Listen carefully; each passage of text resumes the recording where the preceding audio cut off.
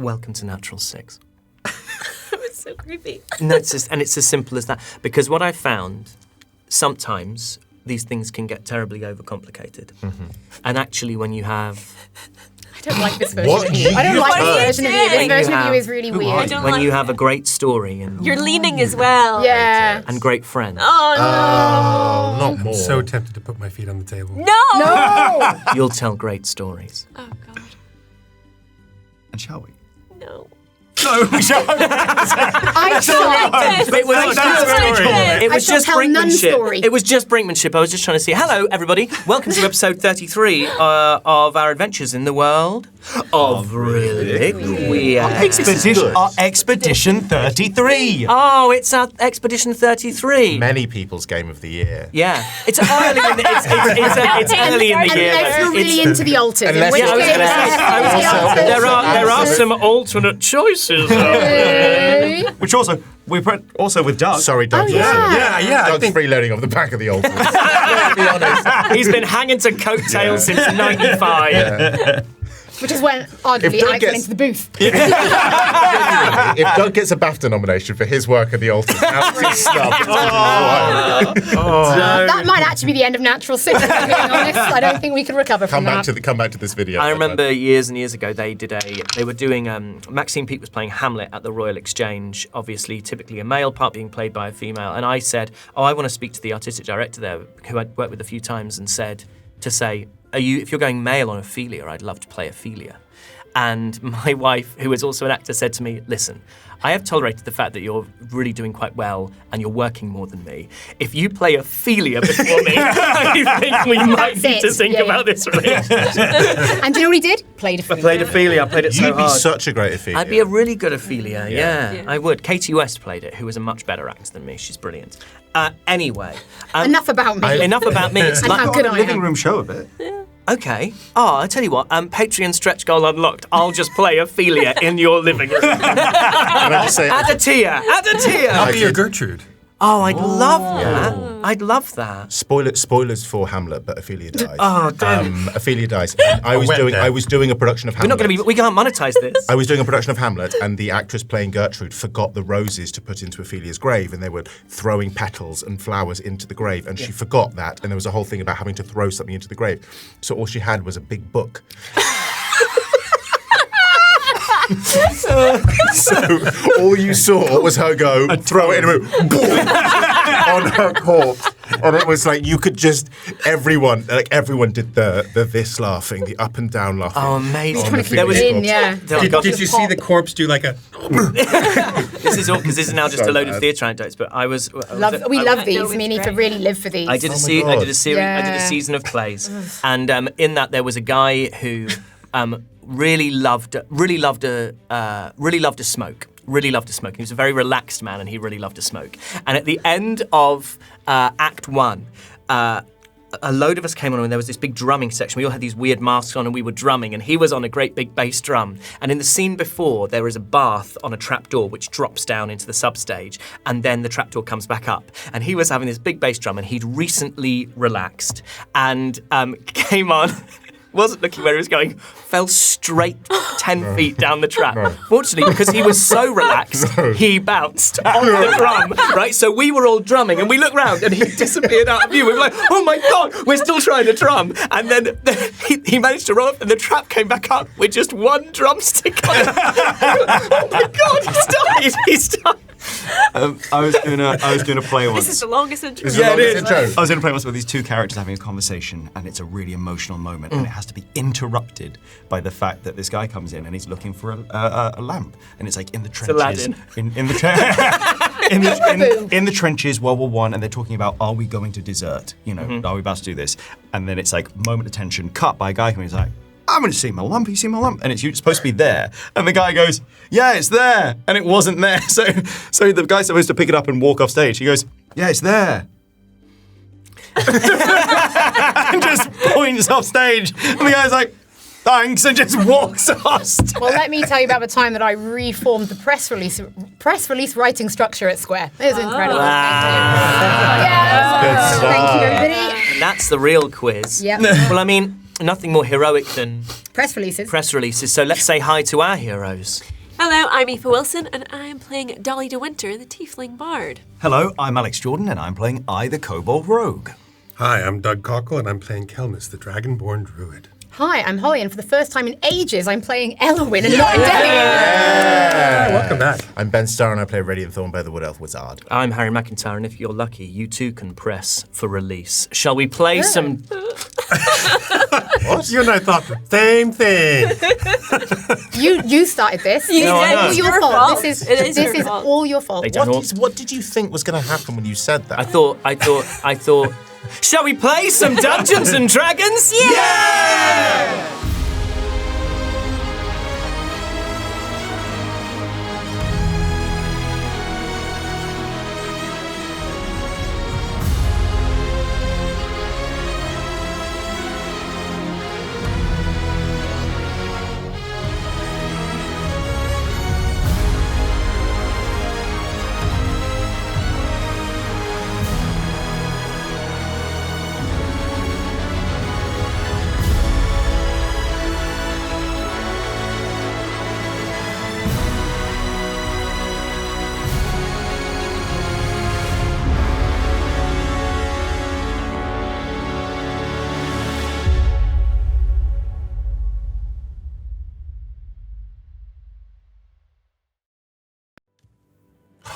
Music.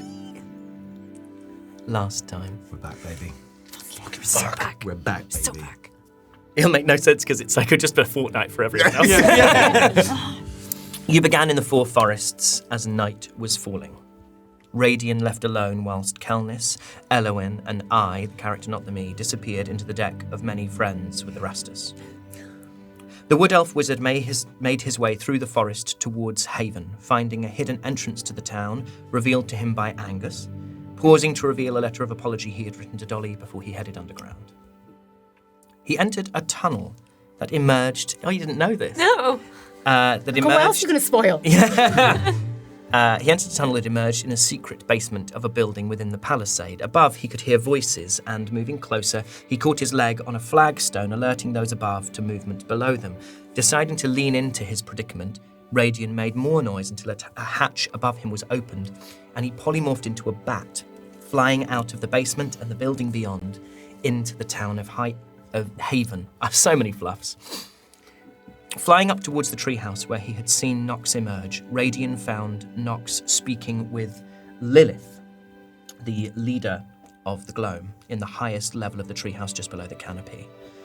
Nox insisted that Lilith send the Gloam out into the forests, presumably to search for the newly dead, threatening to withdraw support for the Gloam should they say no. Lilith similarly refused to compromise, and Radian left the conversation behind, flying to a lower level where he spotted Dolly, head in hands, sat on a bed.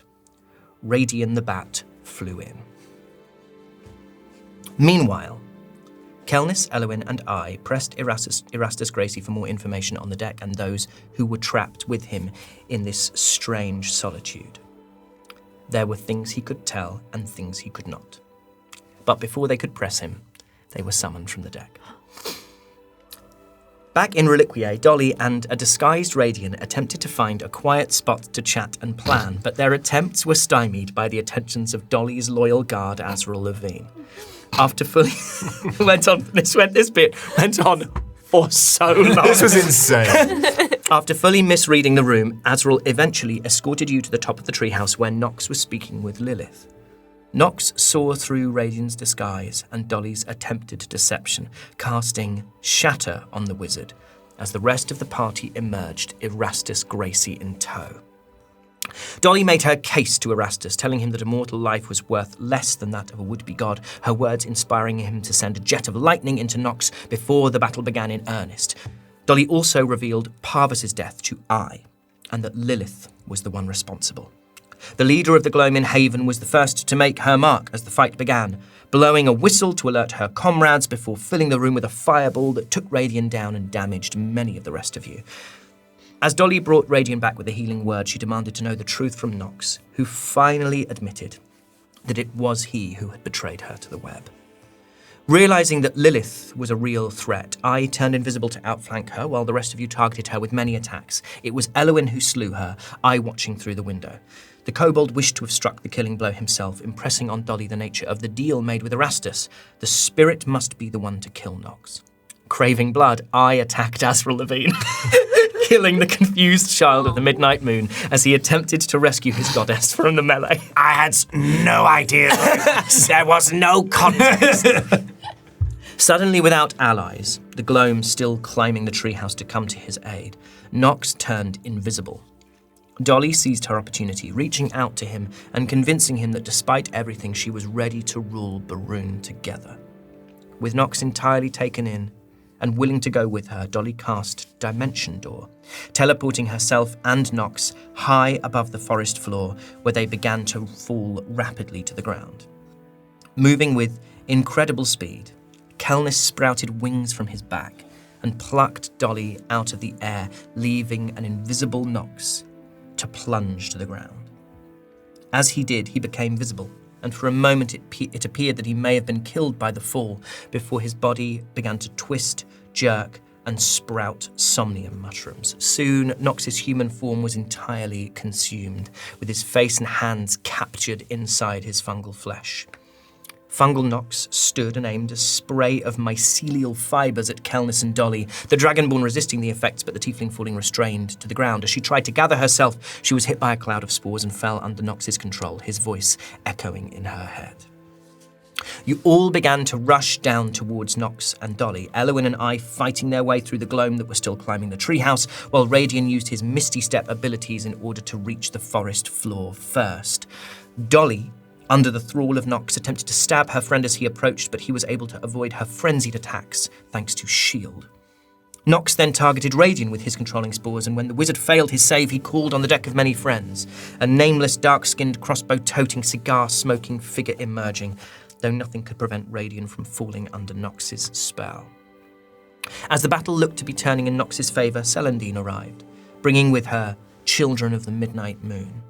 Choosing to side with the newly dead, she engulfed her former mentor in a sphere of radiant light. Next, Nox turned to Kelnis, pulling him down towards the earth with a spore whip and battling to retain control of Dolly and Radian as Erastus leapt from the treehouse and onto his foe. Under Nox's control, Radian lashed out at Erastus, while Nox failed to dominate Celandine with his somnium spores. Having reached the base of the treehouse, I intuited that Nox was somehow connected to the great somnium mushrooms that surrounded his home. Using a bedroll, he set some of the cluster on fire, causing your fungal foe to drop his control on Dolly and Radian, the wizard making up for his faux pas with Erastus by tossing him a healing potion. With Dolly now free of his control, Nox focused his ire on her, downing her with a strike from a fungal pseudopod. Erastus appealed for Dolly's life to be forfeited to him, but Radian refused. As Erastus considered his options, I appealed to his better nature and successfully convinced him to attack Nox instead. Radian then revived Dolly with a healing potion and she rejoined the fray. The gloam were falling, and Nox slew the children of the Midnight Moon, former members of his own congregation, before Radian, Dolly, and Erastus were targeted again by Nox's spores. This time, only Erastus fell victim to them, though Radian was downed again, Elwyn calling on the deck to attempt to bring him back. Sadly, the card favoured your enemies, and so the cleric Vortex cast a mass healing word to bolster their health. As the rest of you rounded on Nox, Erastus remained under his spell, stabbing into Elwyn and dropping her. He broke free from Nox immediately afterwards, standing over the daughter of House Grenweird and realising that he, at last, had the chance to have his satisfaction. The rest of you begged him to spare her and focus instead on Nox, Dolly even offering to take Elwyn's place. With Erastus yet to act, Radian fixed Nox with his hypnotic gaze, I taking the opportunity to sell Erastus once more on the glory that would be his should he slay a would-be god. As Dolly brought Elwyn back with a healing word, Erastus agreed to the terms of the deal. He slammed his dagger into Nox. With the help of psychic blades and Dolly's hand on the hilt, and her former partner turned into dust and decay, the remaining gloam fleeing as Dolly and Nox shared a final moment of eye contact. His eyes closed. Erastus disappeared. And that's where we are now. And the swirl of spores from Nox's body and the dust left behind by Erastus as he disappeared into the deck drift upwards towards the canopy until they're lost in the still air of the summer night, the stars bright above the treetops. And it is only you and Celandine and the bodies of the fallen.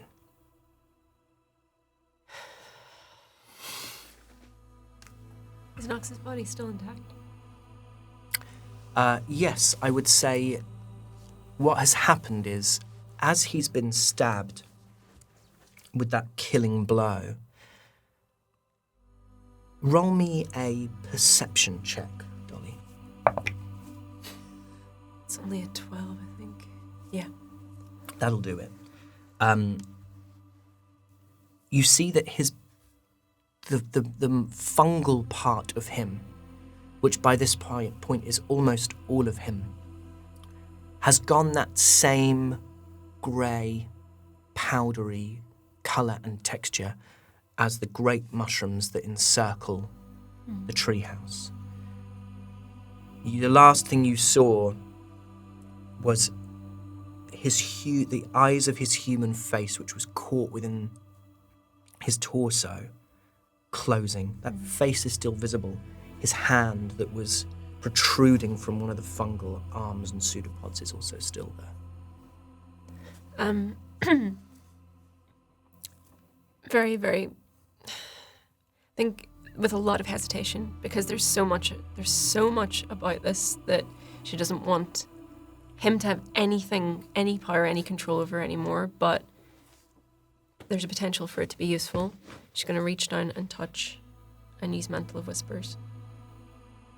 So you want to touch his face? Mm-hmm. Great. So it's been a little while since you used it. Can you remind us what Mantle of Whispers does? I can. So Mantle of Whispers is, as a reaction when a humanoid dies within 30 feet of you, you can capture its shadow until you use it or finish a long rest. As an action, you can use the shadow to disguise yourself as the dead person for 1 hour.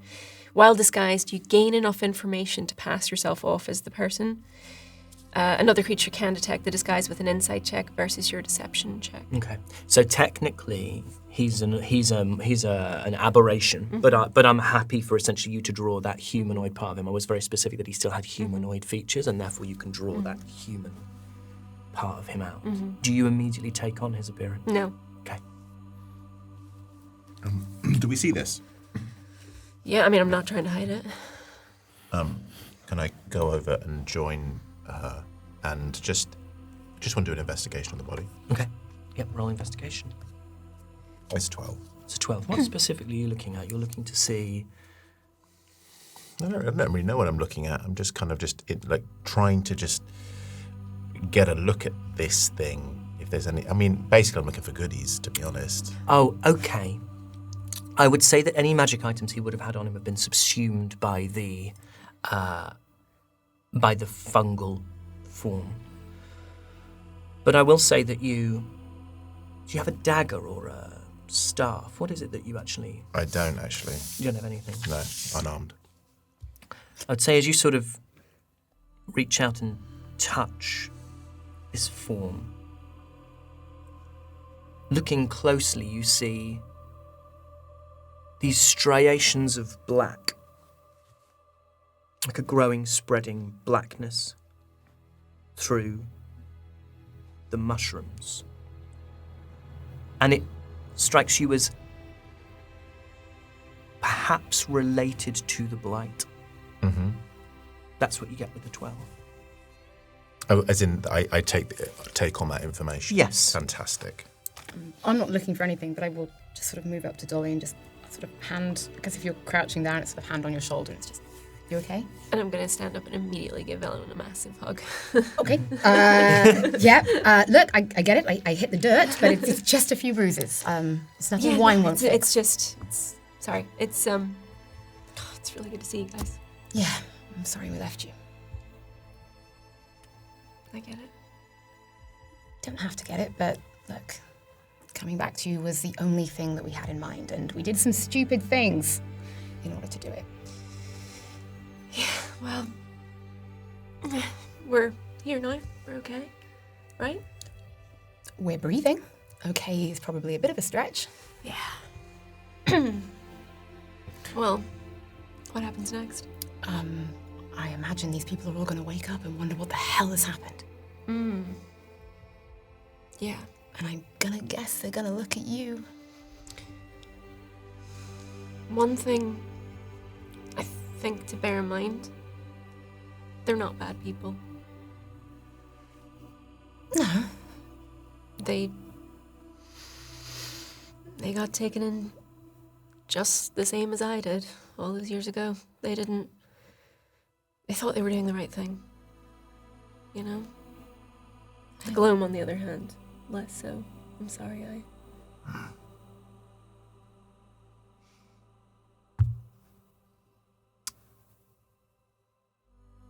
Where does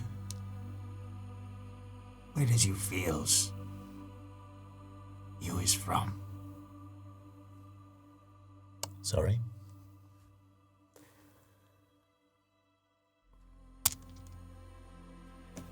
Does you feels of reliquie? Yeah, sure.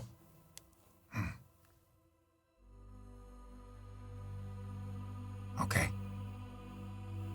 Listen, I know. Listen, we're on shock with Parvis, and we want to do right by him, of course, but there's a lot of things we need to talk about.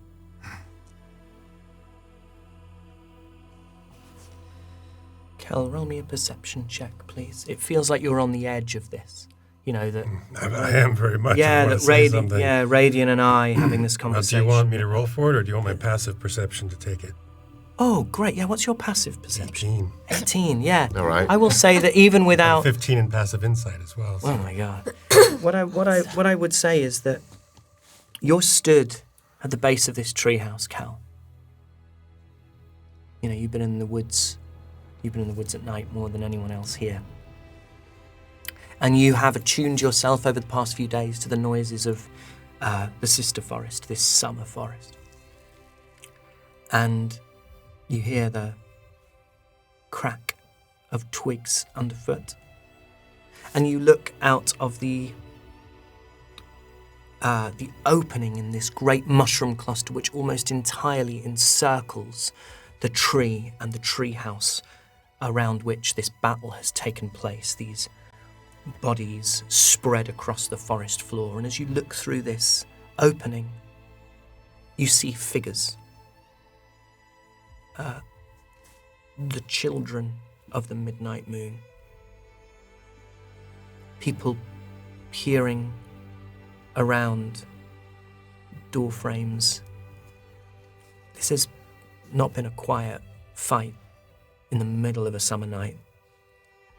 And you see, before the rest of you do, that the people have heard the fight, and they've heard the fight end. And that now they are starting to pick their way out to discover what on earth has happened. If you would like to then sort of actively look, so that's what your passive gives you, but if you would like to actively look, you can roll and we can see if you can get any more detailed information, or you can just make do with that passive. Yeah, well, Have a look. I'll have a look, yeah. Oh, look. Yeah, I'll have a look. Like a dessert. Like a look. dessert menu. Yeah, we'll look. that's a 19. A 19. Shall he be mother?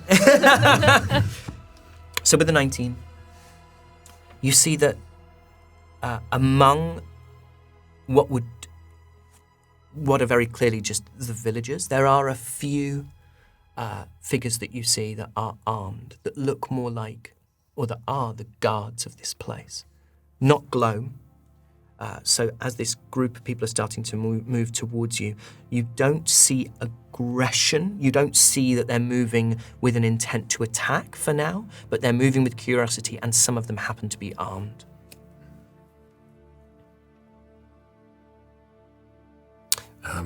I want to move over to where Elowin and Dolly are. And stand kind of just to the side of and slightly behind Dolly. And as I do this, I quietly also cast Shillelagh, and you just see a little glow around his staff take form. Yeah, absolutely. I kind of nod to Dolly and then to Elowin. And I think, following up Kel's eye line, you see what he sees, these people beginning to approach. I'm not ready for another fight. I don't think we need to.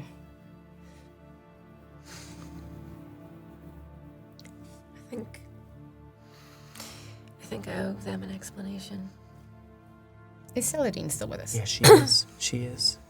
You can see her sort of chest rising and falling as ever her face is obscured by this skull, kind of inscrutable. I sort of hold out my hand and sort of beckon her to come over, because I don't know her as well as you do, but I feel like in the end she was on our side, and she's kind of the closest connection to Nox. She approaches and you see her eyes lock with yours, Dolly, and she says, "What do you need?" Just your blessing and your support. She's going to reach into her jacket and take out the Ring of the Orator. Yes! Finally. That's a callback. Episode 2. 2. Only took us 31 eps to use it. To use anything that we've ever taken. I has used my cloak a few times. And that scroll. That's cool. I'm going to slip it on my finger. And So that's been a long, long time, but what that allows, essentially with a few limitations, such as X amount of wood or stone or lead, it allows everyone to understand you, creatures or humanoids, I can't remember, but to understand you within a mile radius. And if they don't speak the language, you can sort of make them understand the language. So you can almost speak in a universal language if necessary. and then I'm going to nod to everyone. I'm going to step forward and I'm going to address everyone. My name is Dolly de Winter, and I was born in no one. And I wanted so much to be somebody growing up. Until I met someone, and he drained the color out of my life. And I was forced into shadow. I did terrible things in his name, in the name of love. He was the sun, and I was the midnight moon. And we can all do great and terrible things in the name of love and in the name of faith.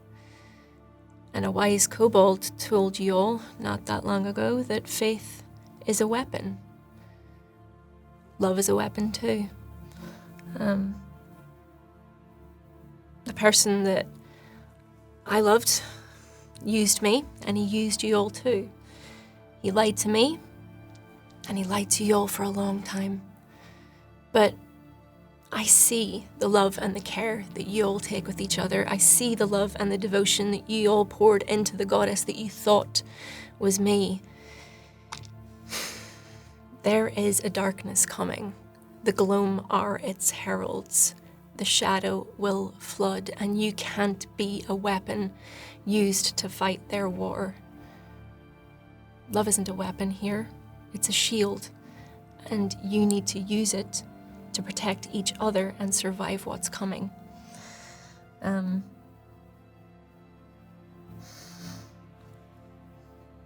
midnight moon only reflects light, but not his. In this moment, in the darkness that's coming, use me as a way to reflect the light that you all have within you all the time. It's there. Use it. Be like the moon or the rising tide that lifts all ships, and rise. Not because I'm telling you to, not because he told you to, but because it's right, and because It's what the world needs right now. That's it. Wonderful. Roll me persuasion with advantage. And Celandine is going to... Celandine has the cantrip guidance, but how I'd like to flavour that is that she sort of stands beside you. This... the almost like this herald of the faith before, and this message coming from you of something beyond that old way. So you can add a D4 to it. So in total, it is a 22.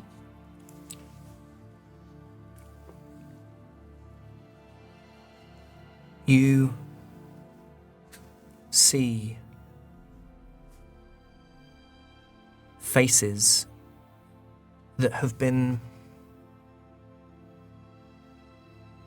They haven't had to think in a very, very long time, these people. And you have witnessed part of what makes them incapable of that independent thought. And at first there is a sort of a blank, kind of emptiness in their eyes. And then the more you speak, the more you see, not for all of them, but for some, it's as if pockets of understanding. It's like a reawakening of who they were. And it's trying to reach through a fog of somnium. And it's trying to reach through this murk of misinformation and faith, and even in the short time that some of them have been here, this is the way it's always been.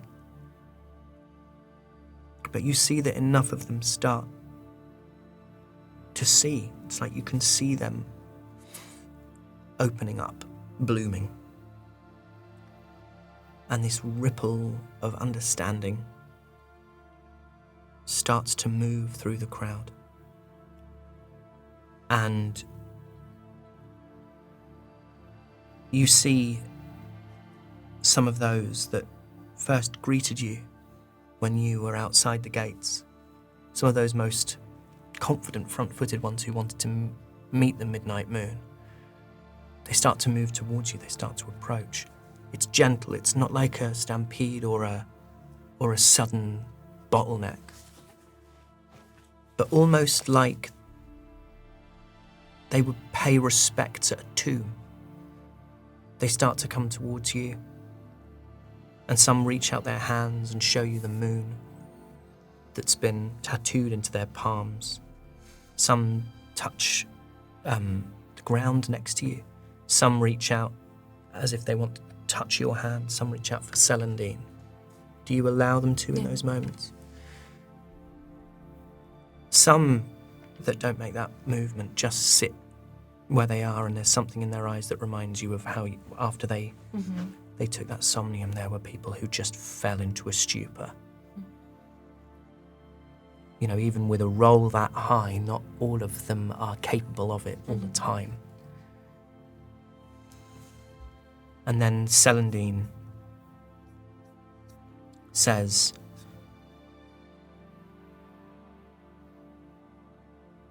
Vigil is gone. He was consumed by what he preached. He was consumed by that he warned us against: avarice and ambition and greed.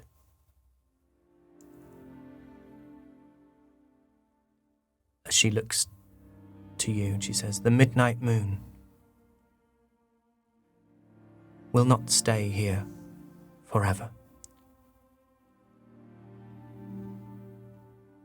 But I shall keep you safe.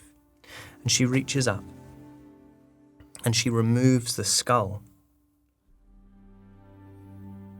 And she reaches up with this pink hand, same skin tone as yours. And as she pulls the skull off, what you see is that her skin is yellow.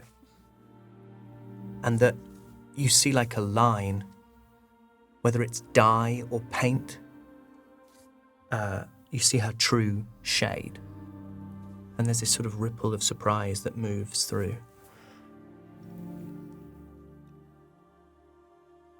Things will change here. But I will keep you safe. And Calvin steps forward and he says to Salandine, but also to the crowd, and I would do what I can to help you achieve this before we leave this place. And she smiles, and for the first time you see her, like she's young. She's probably in her early 20s, no older than 22. I would like to, just for a bit of flavour, slightly twist the cantrip. And I'd like to walk up and shape water. I would like to take her hand and cast prestidigitation and clean off the dye on the, so it just sort of like creeping, sort of like starts to clean off some of the... So what I'll say is like it's like when you've seen in those moments that Dolly has used Mantle of Whispers and then sloughs off that false visage. You see almost like it's like oil that starts, this pink starts to run down her arms, revealing this kind of beautiful sunshine yellow, this bright yellow, really a colour that you haven't seen on many tieflings. It's a really unusual and beautiful colour. And she's surrounded then, within a few moments, in this pool of spreading pink. And the pink is the same pink as Dolly, and it's the same pink as the flowers, the little wildflowers that grow in the patches of moss, the little bits of life that existed in this cluster of dead mushrooms. And until Salandine is herself again before her people. You look like a leader. I don't feel like one yet. That's what's probably going to make you a good one. And she pulls herself up to as close to her full height as she can manage after the exertions of battle and the adrenaline of what she's doing now. Guards will take their positions, the rest of us must sleep. There is much to do, much to prepare for. But first, rest. Things will look brighter in the morning as they always do. And the crowds start just very slowly and gently to disperse and go back to their homes.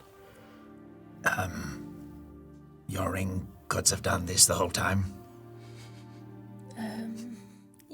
Yeah. Cats are crazy. It's worth saying that there was this... I mean, you would recognise more what happened to your voice than anyone else, Dolly. Mm. It was not dissimilar to how Parvis sounded. Mm. This moment of Dolly's voice, and it was still Dolly, but it was resonant and deep and high and musical and powerful, and it was like water and song and the wind. It was hers and not hers. Keeping that for later. Well, it looks like you've given them their freedom. Do you feel like you got yours? Some of it back, yeah.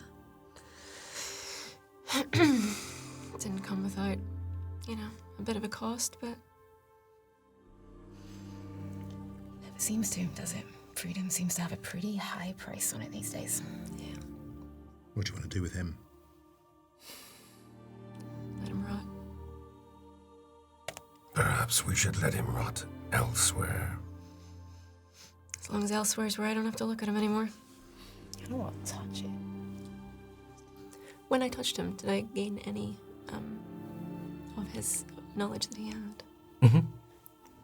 What do you want to know? I don't know. I'll let you roll history with advantage on if you tell me what it is specifically that you are looking to discover. I suppose I've got closure on what happened 9 years ago, so what would be more useful now is knowing anything about the caves and, that whole situation, what was going on down there. Roll me history with advantage. 19.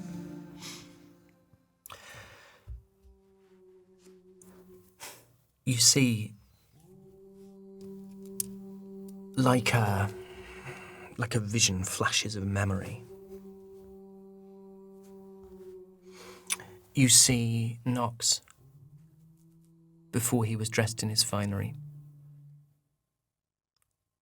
His skin sallow. He's looking. You as him are looking at your reflection in a still pool of water here in summer. And you see, sunken, sallow, he looks dreadful. You look dreadful. And you can feel yourself stumbling. You can feel how weak and heavy your limbs are. And you stumble across a dry stone bridge and you stumble into autumn. And then you see a rise. These are like flashing, like lightning strikes, these thoughts. They're not one continuous memory. A rise, with trees on the top, and a narrow opening, no more than 5 feet wide. Dark. And then you are in extraordinary light. Somnium mushrooms of impossible size, vivid and bright like you've never seen before. Striations of precious minerals, gemstones glitter within the rock. And you can feel the power of this place. And then you see yourself in Haven, in the treehouse, surrounded by these mushrooms that are not as they are now, dying and grey and full of powder, but vivid like those you saw in those caves. And you watch as masked figures are ushered through the courtyard gloam up towards your position on the balcony.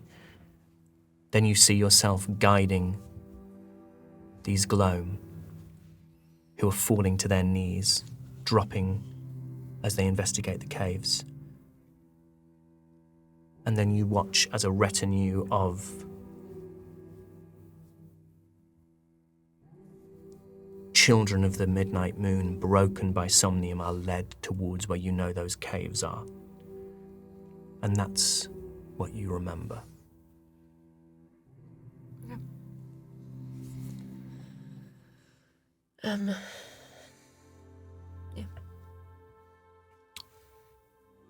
As we want me, dear. And I cast a little firebolt. And then points it at Nox. Yeah. I don't care. I don't care. I've spent far too long thinking about him. I let off a firebolt. And I add to this with burning hands. Mm-hmm.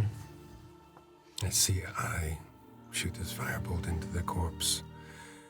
And I lean in close and I control this burning hands so that the flames linger until I see it catch. I do the same thing. Dolly and I say you don't want to do this, but I did teach you how. Okay, let's see if I can remember how to do it. Can I try? Trying to cast. Firebolt. Oh yeah, how did we flavour this last time? It was meant to be a one-off, so. Roll me an Arcana. Not one. Okay. You... May I, on something? That you reach out your hand and there's this intent to try. And then you're struck by this thought. Why would I put any more effort into this man? Why would I give him more thought, more exertion, more of my time, my energy? And you just lower your hand. I reaches into his pouch, pulls out a torch, lights it, throws it. Yeah.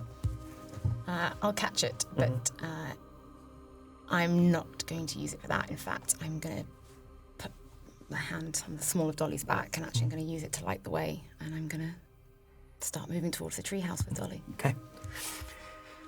So as Dolly and Elowyn start to climb the stairs by which certainly Elowyn had descended, Dolly came down a less conventional way. You hear this moment of ignition as the body is consumed by the firebolts and the burning hands of your companions, your friends. And then as you start to climb, you realise something. You realise that as Nox's vigil's body begins to immolate, so too these mushrooms. This ring of fire that's created. And the mushrooms that ring this treehouse burn and smoke and blaze. The smoke billowing straight up into the canopy. They go up like tinder. Well, this is for the best, but probably might draw some attention. We're not there. Nothing we can do about it now. And I do not think that Dolly is ready to leave. Is Celandine around? How far away is she? She's watching this burn. She's not really moved from where she was. She was in the entrance of this little opening where Dolly was stood. And as these mushrooms burst into flame, she steps back and she sort of considers. It's obviously a concerning moment, and then she, like you, seems to realise that this is like purification. This isn't a wildfire. There are no sparks that are or embers that are spreading onto the nearby houses. This is a magical fire. This is a fire that just consumes the mushroom and those things that are symbiotically connected to it.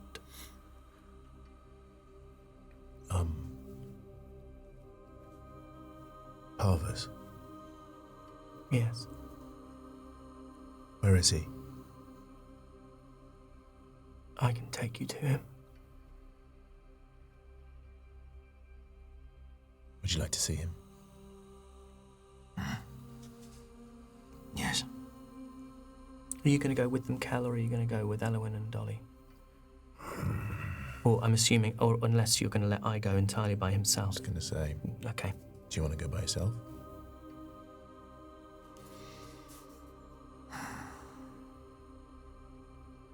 I does not mind. I'll come with you. Kel.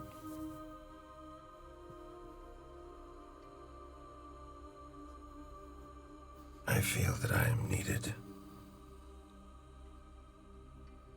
Elsewhere, little scale.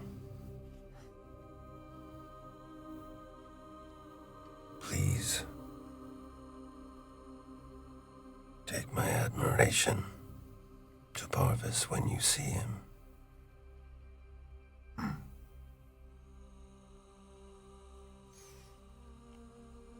So Celandine leads.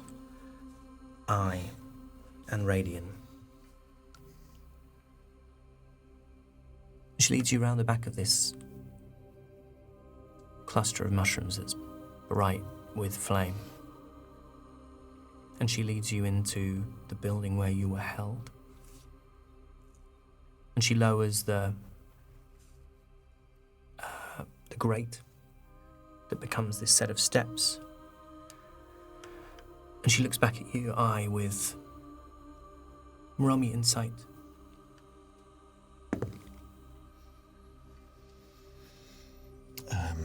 12. Hold on, no, because I am proficient. It becomes a 10, so it's a 16. 16. Celandine, with a skull removed from her face, is a lot easier to read. And she looks at you with an expression that you recognize to be one of apology. She says, I know what you see will feel cruel, but it was the only way I could prevent anyone else from touching him. And she goes into her rebs and she pulls out a key and she leads you over to Parvis's cell. And you see that Parvis is wrapped in his cloak. His body is still. And he's been laid on the floor of his cell. She unlocks the cell door and opens it for you.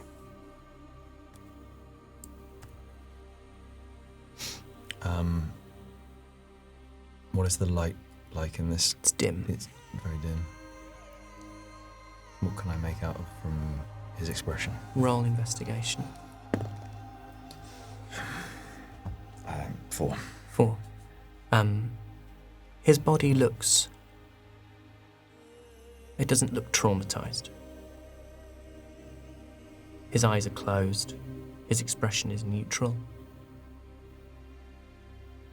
His skin is still the same red. Can I get to his hand? Yeah, you can unbind some of this. He's essentially only wrapped in his cloak. Yeah, you reach in, you take his hand. It's very cold.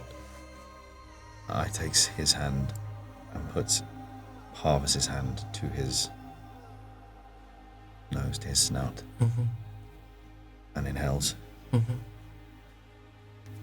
puts his hand on Parvis's snout,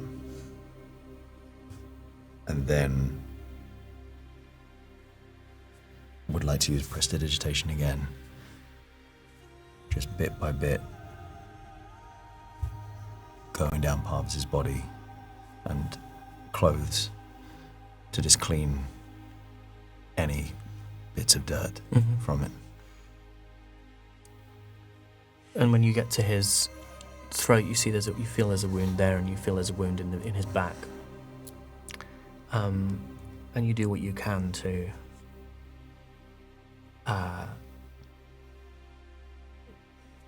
soften those areas. But you see that he's been. You deduce that he's probably been washed, and that it was something that was done. You can assume by Celandine, and you can assume with care. So you can feel as you start to go through this process that he hasn't been mistreated.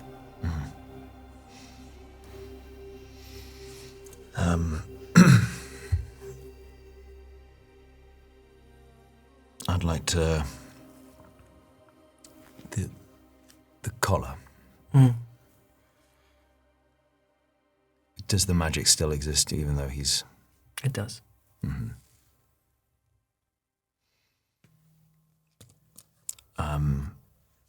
Then I would like to bind him up again in his cloak. Yeah.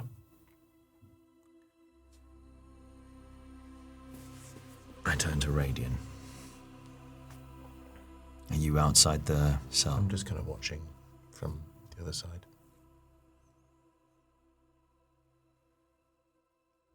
A Parvis should not be left here. No. I cannot carry a Parvis. I'll help.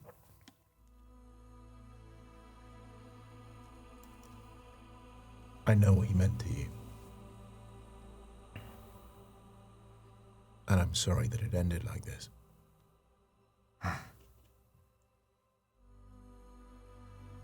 So was I. May I make a suggestion?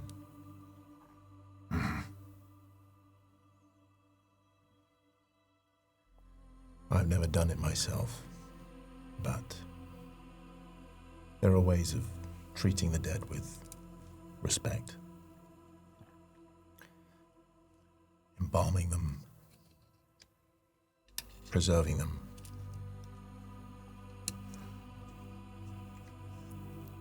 I say we take him, to show themselves what Parvis did for us, for you. The true meaning of tribe. I think so. But before then,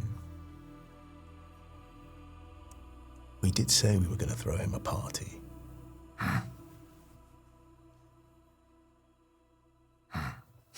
I think he'd like a party. And it doesn't have to be special, it doesn't have to be big, but it can be in the way that Parvis would want. Like him, small. And it doesn't have to be now. But I think he'd like a party. I has an idea. I looked to Celandine. I don't really know what I'm doing with this, but can we get him somewhere a little bit more respectable? Of course.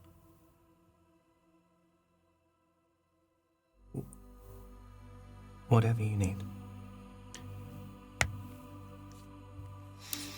You don't need to worry about this. I can deal with the... Unless you want to be a part of it. I wants to.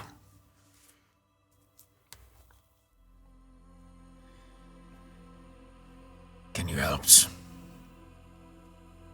Yes. So she goes into the cell. And she sort of looks at you as if to kind of get permission to touch him. Nye takes her hand and puts it on Parvis' snout. And then nods. And she sort of scoops him up and holds him. And what we'll do now is we'll cut to Kel. You've just watched as the two of them have disappeared with Celandine. Elwyn and Dolly are making their way up the twisting staircase that leads to the many clustered parapets of the treehouse.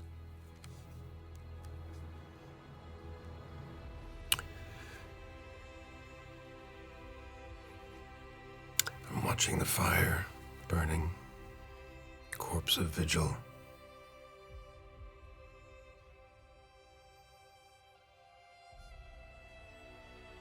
And I use the end of my staff to begin to break it apart a little bit so that it burns more freely.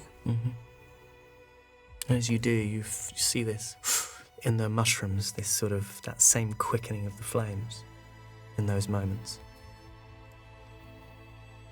And then I spit on the fire. And I go to find Dolly and Elwyn. So Dolly and Elwyn, you've begun to make your way up these stairs, and as you have, you've seen this ring of mushrooms wreathed in flame. So you've had an eventful couple of days too, huh? I would say they've been slightly easier than yours. It's just Radian threw a couple of curveballs, that's all. What else is new? Yeah. I didn't have going inside the deck of mysterious murder cards on my things that I would do, but... How? What happened? all I know is that we had to leave here pretty quick, and getting back to you was the most important thing, so that seemed to be the only way we could do it. You were just more important. Cost us too much. No, I'd say the cost was just about right for what we needed to do. Everything we're doing is coming at a pretty high price right about now.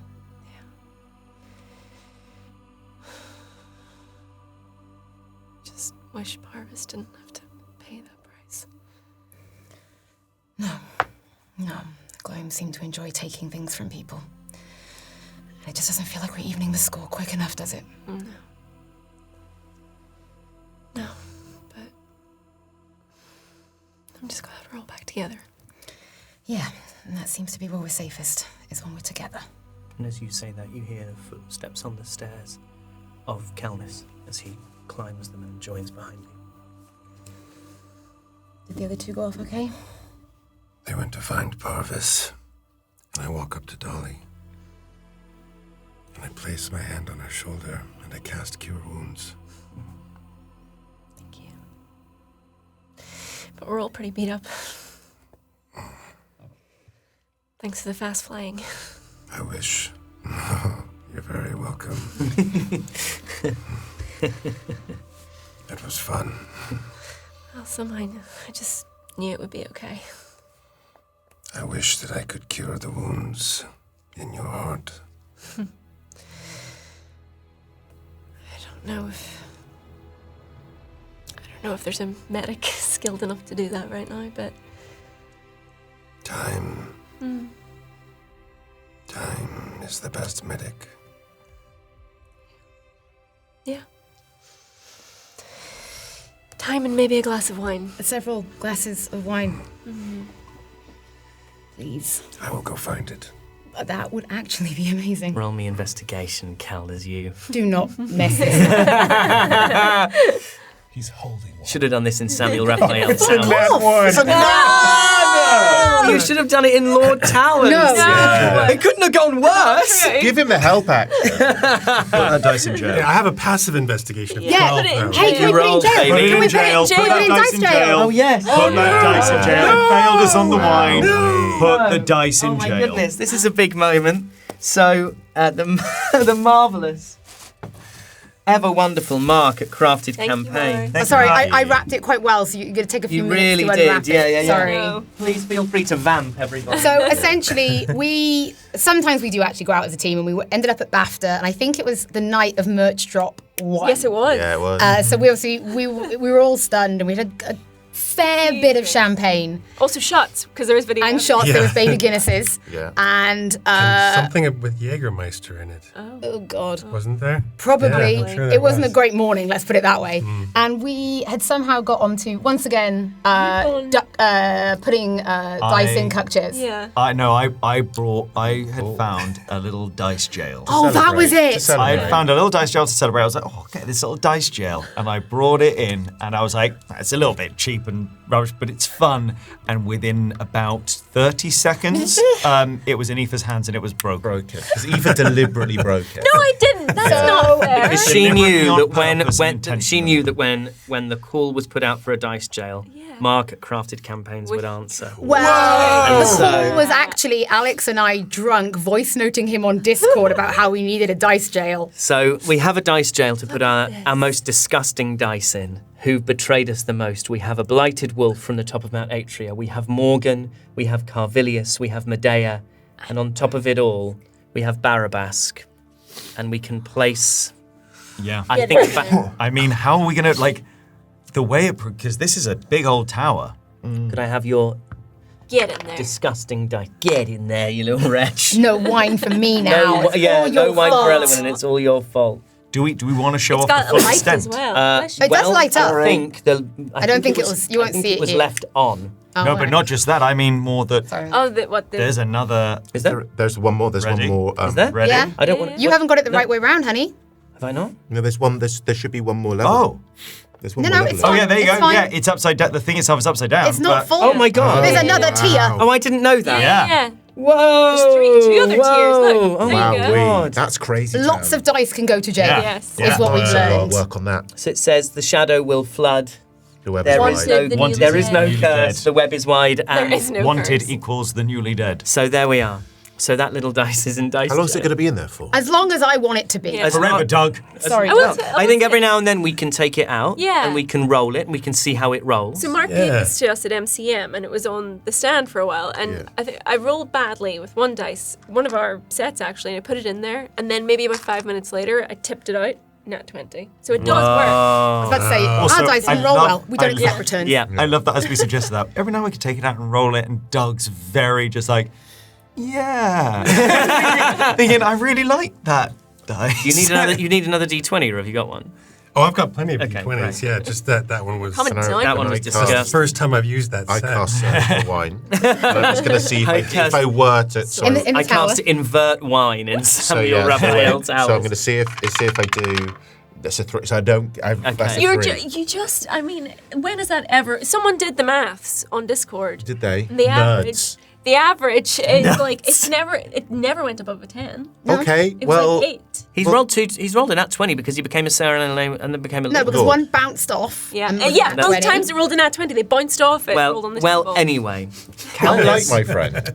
Kelnis goes and searches for wine. I'm sorry. I'm continuing to search for one. I'm a Yes. bit pissed off though because my You're first pissed search off. was like so rubbish. I'd kicked over a Can I table. just say, the improv Yeah. is so intense right now, and we've really just kind of. I'm trying to get us When back. he needed it, yeah. That's not like us. Well, watch us like immediately flip. You ready? And we're in.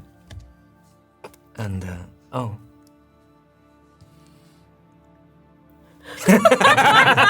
Okay, so Kel, you all you find in your immediate vicinity is that the first room that you go into is the room that actually you would know Dolly was being held in, which is Celandine's chambers, and it's just a plain old bedroom. There's nothing really in there that would be useful. It's really comfy though. It is a good bed.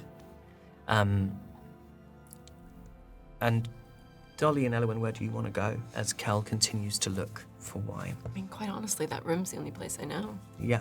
So I guess we'll go there. Yeah, unless, I guess. There's a place where you had dinner, Yeah. and there was the top room that you began in. I mean, you have walked quite a bit. There are 4 different sections. There's the lowest one, which is yours. Then there's the balcony on which everything happened. Then there is that dining space, which is like an open-sided pavilion. Maybe it was the kind of the place where we first went up. Was that at the very top? Sort of gazebo type place? Yes, let me bring up the image for myself. Yeah, I think we went to the top room and then we were saying that just for the sake of how we needed to do the fight, we had to take it to the low. Do you know what I mean? Because we weren't all able to fit. Yes, so there's the lowest bit, which is sort of 2 stories, which is the bit that you were in, and then there's a much smaller one, then there's the balcony, then there's a large round space above which is the dining area where you ate with Nox, and then along a passageway from that is the 2-tiered little parapet top where you, in theory, would have been having the fight, but we didn't have space for you to be having. Okay. I mean, if it's a nice night somewhere there where we can just sort of sit and chat. Oh yeah. That's That the little gazebo thing, I guess. This. Yeah, that. Yeah. Yeah. Little gazebo. And by now the It's my rapper name. little gazebo, Little gazebo. That's amazing. by now the flames have started to subside. And by the time you get up there, give me another investigation roll. Yeah, before this, as you're walking towards the gazebo, you just hear off in the distance, somewhere from above. Yeah, God damn it! Crash. Can I just be like, please, Kelnis, find something, You and can can I have take the the help action. Yeah. What does that do for me? Roll twice, take the highest. Essentially, it's just advantage. It's a 12. It's a 12. Yeah, you find Plonk. not bad wine for here, but not great wine. It's like it's bag wine. Yeah. House wine. House wine. You find a reasonable, like a decent house wine, but nothing that you Blossom would Hill. be expecting. Yeah, That's you not find reasonable. you find Sorry, you that's find a you find 9. 19 crimes. There are other cheap-ass Barefoot. wines available. Barefoot Chardonnay. You find Oh, it's whenever I used to serve a in warm spoons. bottle of Jacob's Barefoot Creek. Chardonnay. Yeah. A warm Jacob's Creek. That'll do. that's already been opened. Sitting I'd say Okay, 12's not that bad. But here it's like Jacobus's crook or something. Yeah, so you find some wine and you bring it up to them. That'll do. Can I just say that was such like inside wine baseball? Like, Yeah, you don't really really was. notice of like rubbish wines in off licenses, and that was just completely lost on half the floor. All right, we're back in it now. Parvis is dead. And what is it that you would like? I mean, Celandine, by this point, is holding Parvis and she kind of emerges out of the basement. What would you like to do with him? I would like to send Radian on ahead. Mm-hmm. I just want to have a moment with Celandine, like, just... Does you has paints or something? Yes.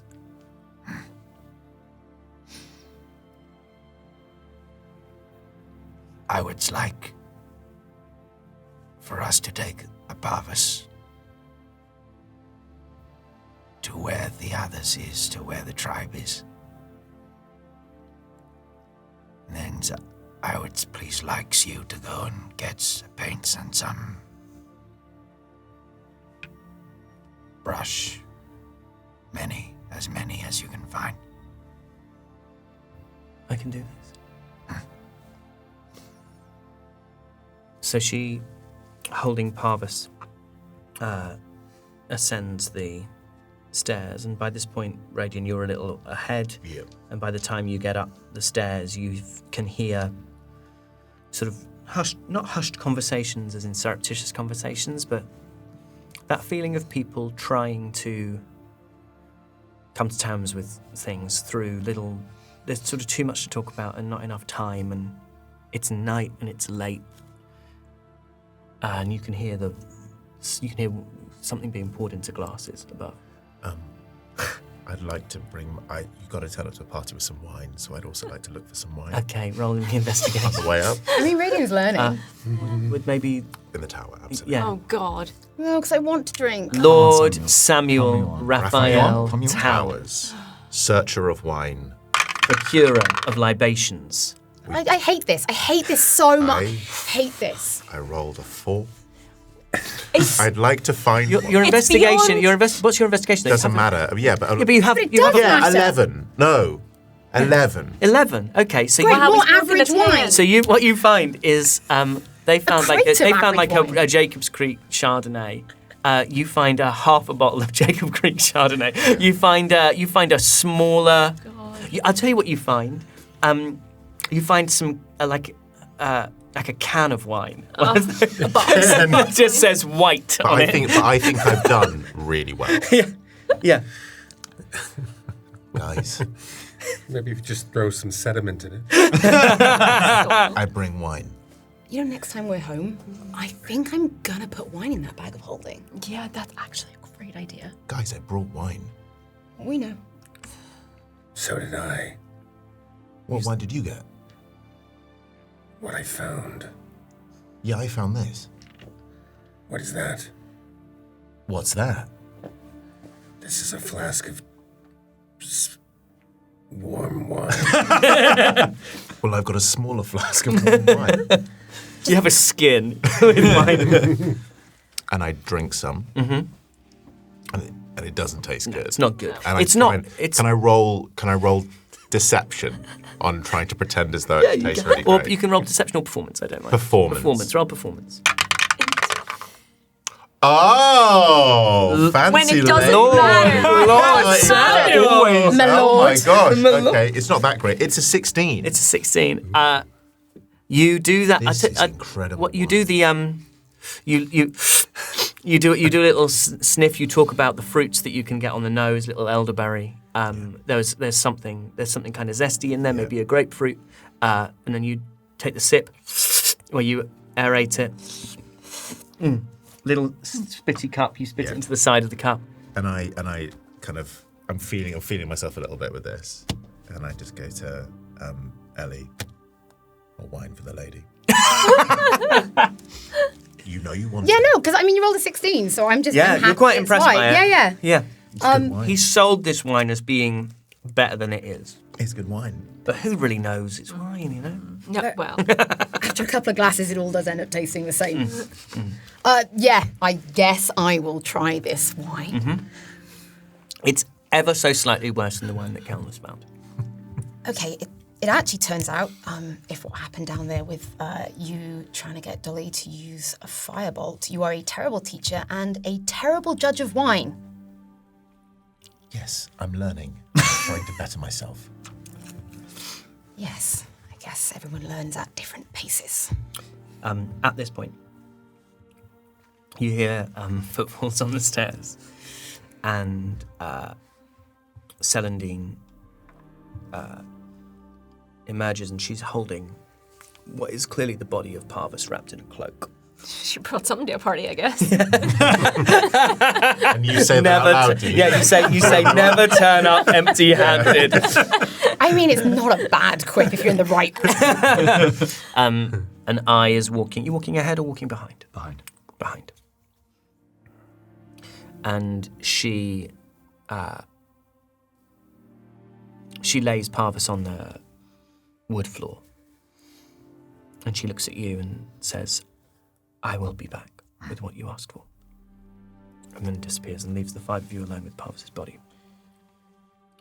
I walks over to Radian, takes his hand, and just looks at it, and then gestures, nods towards Parvis. Roll me insight with advantage.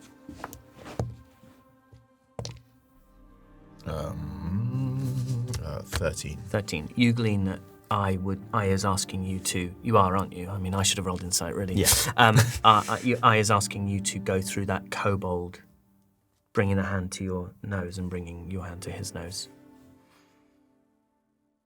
And then I go and do it. Yeah. I bring my hand. Yeah. I look to eyes and like if I'm doing this right. Slow nod. And I go through the motions. Yeah. Like watching you at all points, feeling very, very nervous about screwing it up. And then, do I go to someone else? I mean, it's more that I think I then looks around expectantly. Yeah.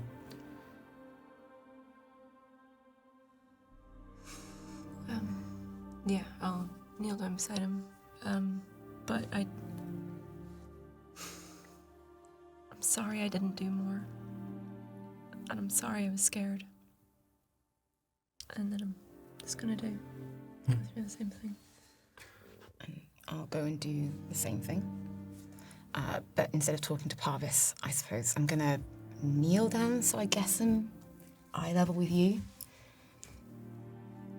When we fight like that, against the gloam, there are only two things on my mind. One, protecting us, taking out whoever is going to hurt us, and getting revenge for someone they took from me. I'll help you get that same revenge. I know what you wanted in that moment, but I couldn't think like that in that moment. But trust me, every single one you take down, it just helps even the score just a little bit. I can't say it feels good, but it can feel better. As Alwyn rises, I kneel down and I do the same thing, and I say to Parvis, safe travels. Big heart scale.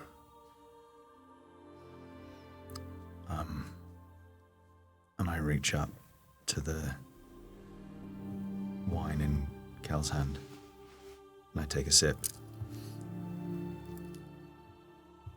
Good wine. You do not lie well. Good wine.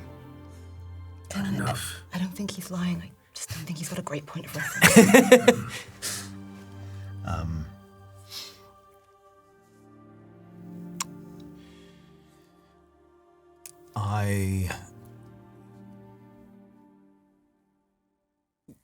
I relays to everyone that I would like us just to sit in silence until Saladin arrives back. But like, I basically hands the wine to Elowin and is expectantly. So essentially, Drink up. you want to sort of tell people that you sort of sit around and create a kind of little little kind of moment of reflection and pause in which you share a drink and maybe you're just left alone with your thoughts. Until Saladin gets back.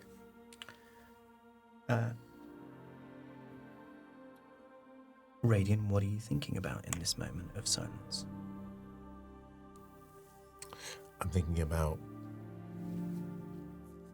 surrounded by the flames that almost kind of light up the night sky. I'm thinking about where he is. Thinking about where we go when we die and how peaceful he looks. And thinking about all the times that he's almost gone to the edge and almost died and then come back. And wondering that maybe Parvis isn't gone. Maybe there is a place, and what that place might be. Elowin, what are you thinking about? Thinking about Mina. That woman was like Elowin's idol, and she didn't get this. She just found her cold, dead body after the battle. She didn't get a chance to actually see Mina again, to apologize. And for Mina to see the kind of person she had become, she never got a chance to say goodbye. Cal? Cal is thinking about all that we've been through. All the death that we've seen, all the pain that we've suffered. And he thinks of the great oaks that see all, know all. And he's thinking that Parvis has gone to wherever Parvis hoped to go. And he's thinking of Little Scale and the pain that he must be feeling. And the loss is a loss to all of us. And he's also thinking that he'd really like to go and find some better wine.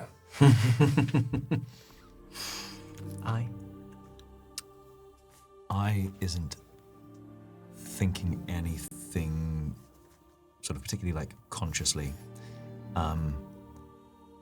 I is just playing through imaginary sequences in his mind of the moment of presenting Parvis' body to themselves.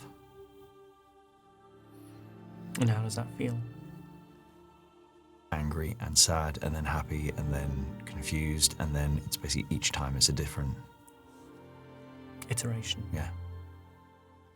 And what's Dolly thinking about? Is thinking that she doesn't feel as free as she was hoping to. That she's not sure whether it's the shock or the immediate aftermath or everything that's happened in the last couple of days, but she swears she can still feel that chain around her neck somehow. And she's also just vaguely aware of the fact that betrayal is still something that she is deathly afraid of, and she doesn't want the past or anyone else to make a fool of her. And after you've sat with these thoughts, there's the sound of Saladin, who has brought this little wooden tray, which has pigments and bowls of water and thick and fine brushes with, you think, probably horsehair. Thanks you. And I take it comes with me and gathers sticks along the way. We leave the Parvis here. Okay. And I would like to head back down with everyone. And I would like to go back to, with everyone, the cell that Parvis was inside. Yep. And assuming everyone has sort of gathered sticks and twigs and whatever they can along the way. Makes a small campfire. And I place the tray down and I light the fire so that there's light flickering on the walls. And I hand everyone a brush. Paints the Parvis. Tell his stories. Tell his stories. And you remember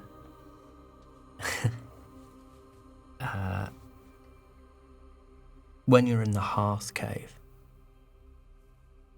something that when it is time for the tribe to gather, you have rituals for death and you have rituals for birth. And a ritual you have is for stories. And you remember, and you haven't thought about these words in such a long time, but they seem like they seem so obvious now and so appropriate that whoever was beginning a story always begins with the words, all stories, every story begins around a fire. And you share these words with your friends, and people begin to paint.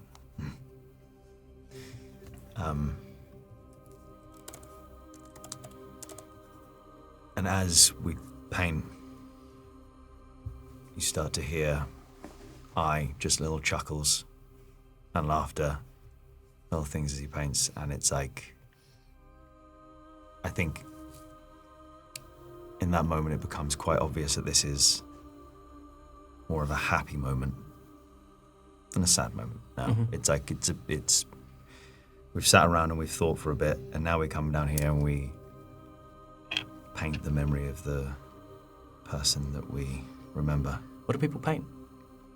What do you paint, I? I paint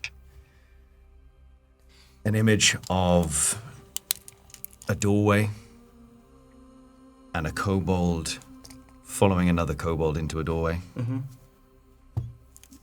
And then another image of an empty room and the two kobolds stood in there. This is the towers. This is the first moment. This is the Tower on finding the Virtues. gods dead but know themselves. And this is, then you see a sort of a painting of, it's the very first moment that they had alone together. What do the rest of you paint? Anyone paint anything in particular? And it's okay if people don't want to.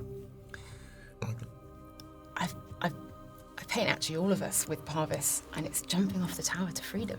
And how ridiculous that entire thing was. But just that was like, we freed him.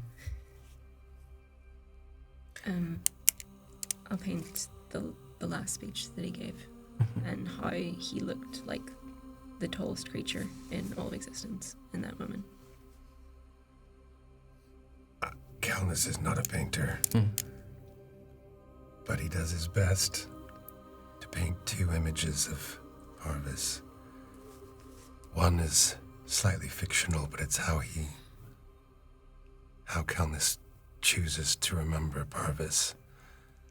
And it's of him standing chained and defiant against a golden dragon, not bowing down. And then, with a lack of skill but plenty of heart, he paints Parvis at the campfire, as he talked with us about his experiences, and Kelnis was witness to some of the conversation that he had with I, and so he's trying to depict that evening around the campfire.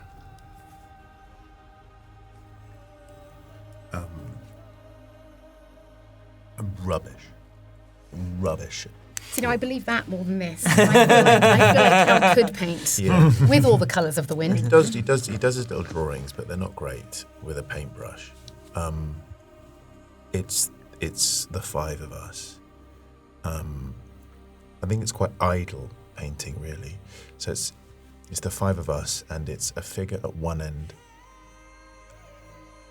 almost like bookends of both of us. A figure at one end, and one is Gronoth, and the other is Parvis, almost like holding us together, and we're chaotic, and the things that are holding us in are Parvis and Gronoth. And it's that, really. And it looks rubbish. It just looks terrible. I haven't gotten anyone's likeness. Like Dolly's horns look like hands. Dolly's hands look like horns. Elowen's sword is bigger than she is. It's really bad. It looks like a 4-year-old has done it. Mm-hmm. And to be honest, he's quite embarrassed. But the meaning is great, but only if you can see it. What do you think, Kai, of everyone's paintings? Yeah, I loves it. Because it's none of it's about how well it's done.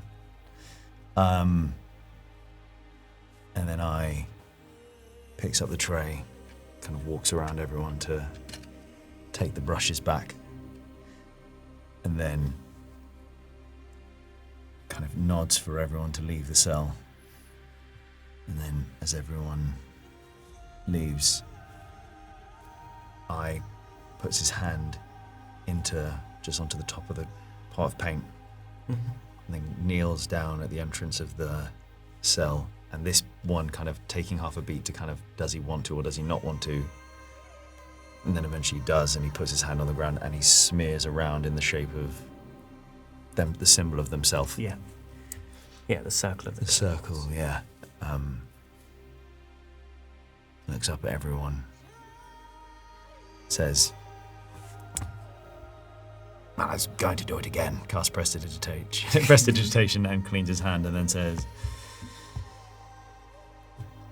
wine. There has to be more somewhere, it seems.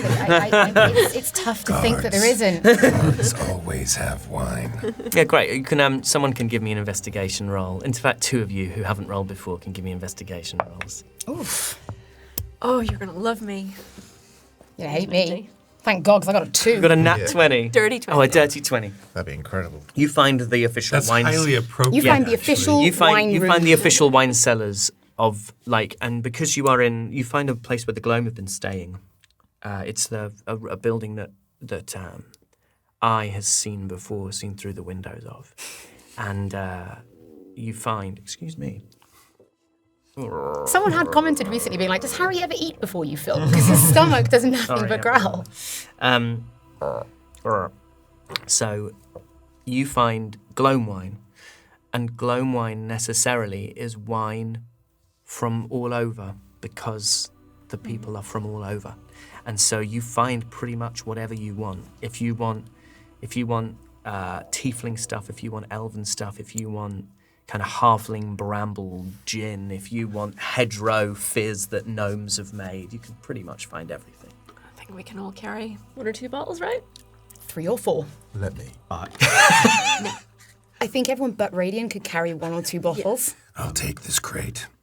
Yeah. I reaches down and opens up the bag of holding. Hey, We did say. you did say, and it's a good idea. I'd like to investigate to find the finest wine. Roll me investigation. No! I mean, it's not bad. It's a 16. 16, you find, as you're starting to kind of lift stuff in, you do find a very good bottle of orange wine. That one's Radiance. We take the paint and I write Radiant on it. And then you return to the top of the treehouse, and over time, the fires of the mushrooms start to die down, and you look and you see that what was Vigil or Nox is just embers and ash and dust, and that every now and then of the beginnings of a gentle breeze moves through, and more of him is just sort of disturbed and spread. Where do you think Erastus took him? From what I can gather in those cards, nowhere. Just an infinite cell of darkness. If anyone could talk their way out of one of those cells, it'd be him. Erastus wasn't the talking type, not that much. Interesting, but he'll be there a really long time. It does not strike me that where Erastus took him is a place that can be escaped. Those cards are just cells. Cells? People who were punished. For what? In Erastus' case, not wanting to lie. About... It sounds maybe as if they was what's came before even the Antiqua. That's how old he is. That's how long he was there. Who put them there? Maybe all the gods. They really, really wanted people to believe that they won the war. It seems that's... The Antiqua was maybe a lie as well, that they was not the first. That's... The gods was already unhappy with what they had made, and they tried again. And they punished.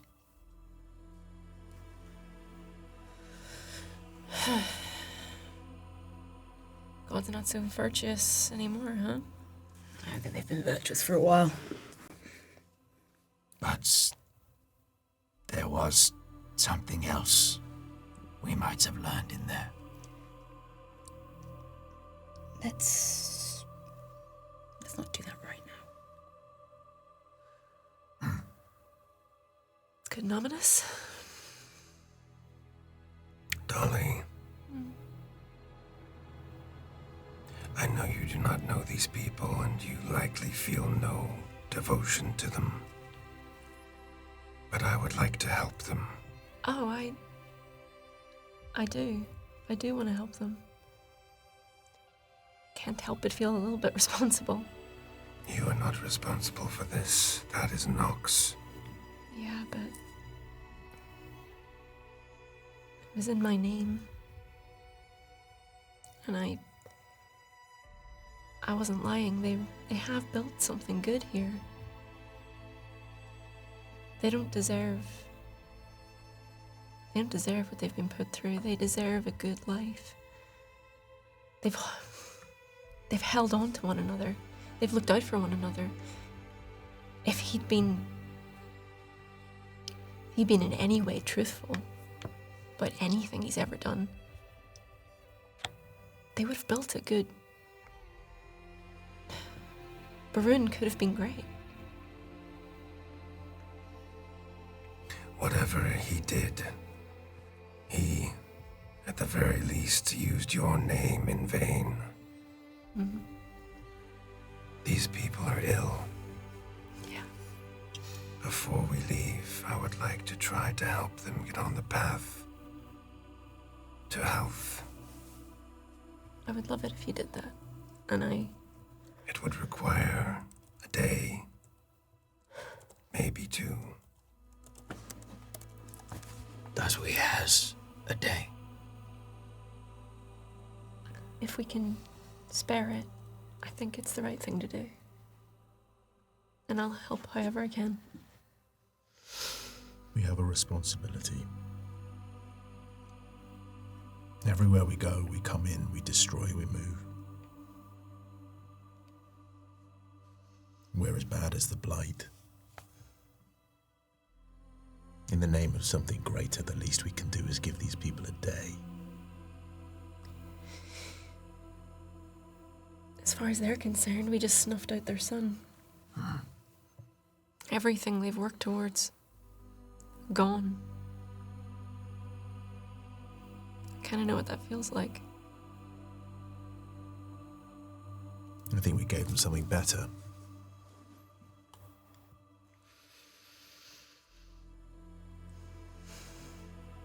They gave themselves that. And Celandine's a much better leader than he ever was. They've got something they didn't have before. They've got a choice.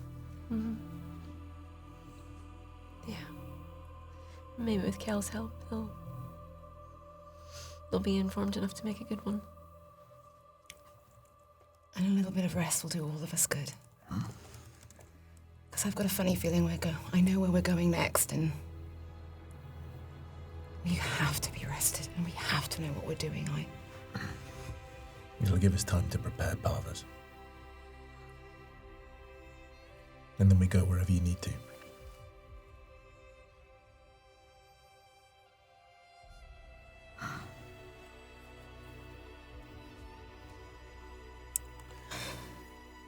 And then the last embers of the mushrooms die. And there's darkness in the forest. And you are struck by how exhausted you are.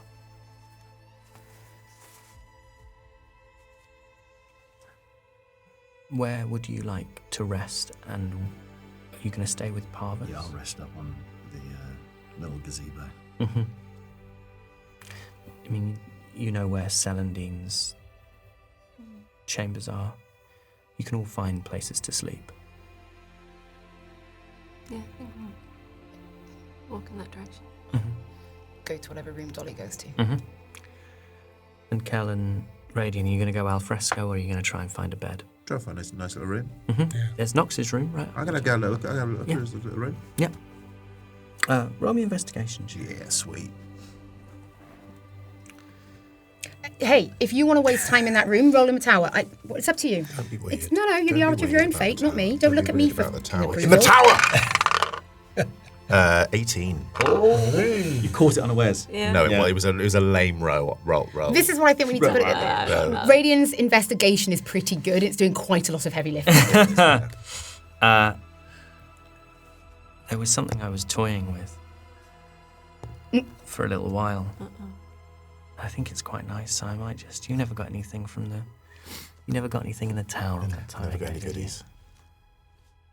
And you still don't. It's time for goodies. You find a... You find a staff. It's made of glass. Among this kind of things, you don't know where he's got this from. You find... roll me... Oh, he'd have a lot of this. Oh, look how he's not rolling him a tower because he thinks he's about to get something. Oh, no, I'm Roll me not the two... tower. Roll me a d20. I'm not pussy. Natural 20. Oh my god, it is gatekeeping, girl bossing, and gaslighting. My God. Ladies and gentlemen, Count Samuel No. Raphael Towers. Samuel Raphael. The Count. Wow. The roller of 20s. One, ha ha. Nat one, ha ha ha. You find, I mean, you rolled a nat 20. Yeah, best Darth Vader ever was. Uh, Am I the most powerful one now? Oh, darling. Got to stay up in the fight first. Yes. roll me 2d4.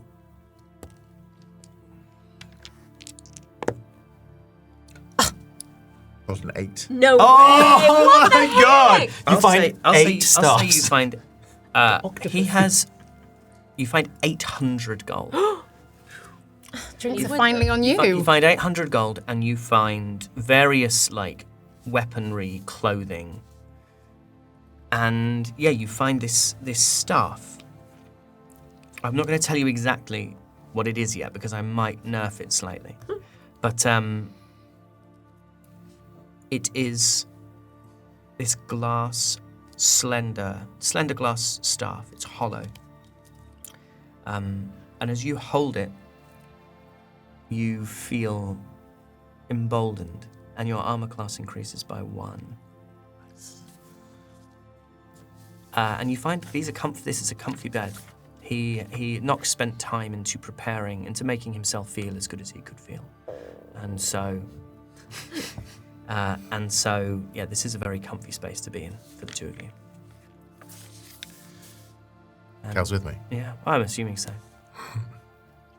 Because I found loads of nice things, and I rolled in that 20. And you said I find just like armor and stuff. Do I The find nat 20 nice- was for how you rolled a 16 on investigation. Yeah. It made sense to me because of everything that you guys don't necessarily know about, that he would have It's a just lot of the money quality, there. yeah. So the nat 20 was actually on how much coin you would find. Great. So I'm going to say there's no extra like magic stuff that is useful to Kel specifically. Great. I'm not going to tell Kel about all the stuff I find. No, you mustn't. I see the glass rod, though. I must. Yeah, absolutely. You see him Perception, holding you this see sort of everything. glass staff. How do I look? Your glass staff is full. That was terrible. We'll take a I little know. break there. Glass staff full. Let's get the air conditioning on for 10 minutes. I know, it's so Right. We need some air. Oh, hey. I see you there, lurking alluringly, peering through your binoculars or magnifying glasses or whatever, taking it all in at no extra cost, freely enjoying the free bounteous free fruits of my, and for contractual reasons, everyone else in Natural 6, including Doug Cockles, spellbinding free improvisational labor. How could you not? It's free. But what if I told you there was more? More than this emotionally dynamic, mechanically chaotic meal of champions. What if I told you that for one simple monthly payment, you could have not just a meal, but a feast? Did someone say, #unleash the feast? For barely a whisper o' money, you could taste the sweet additional nectar of our nonsense.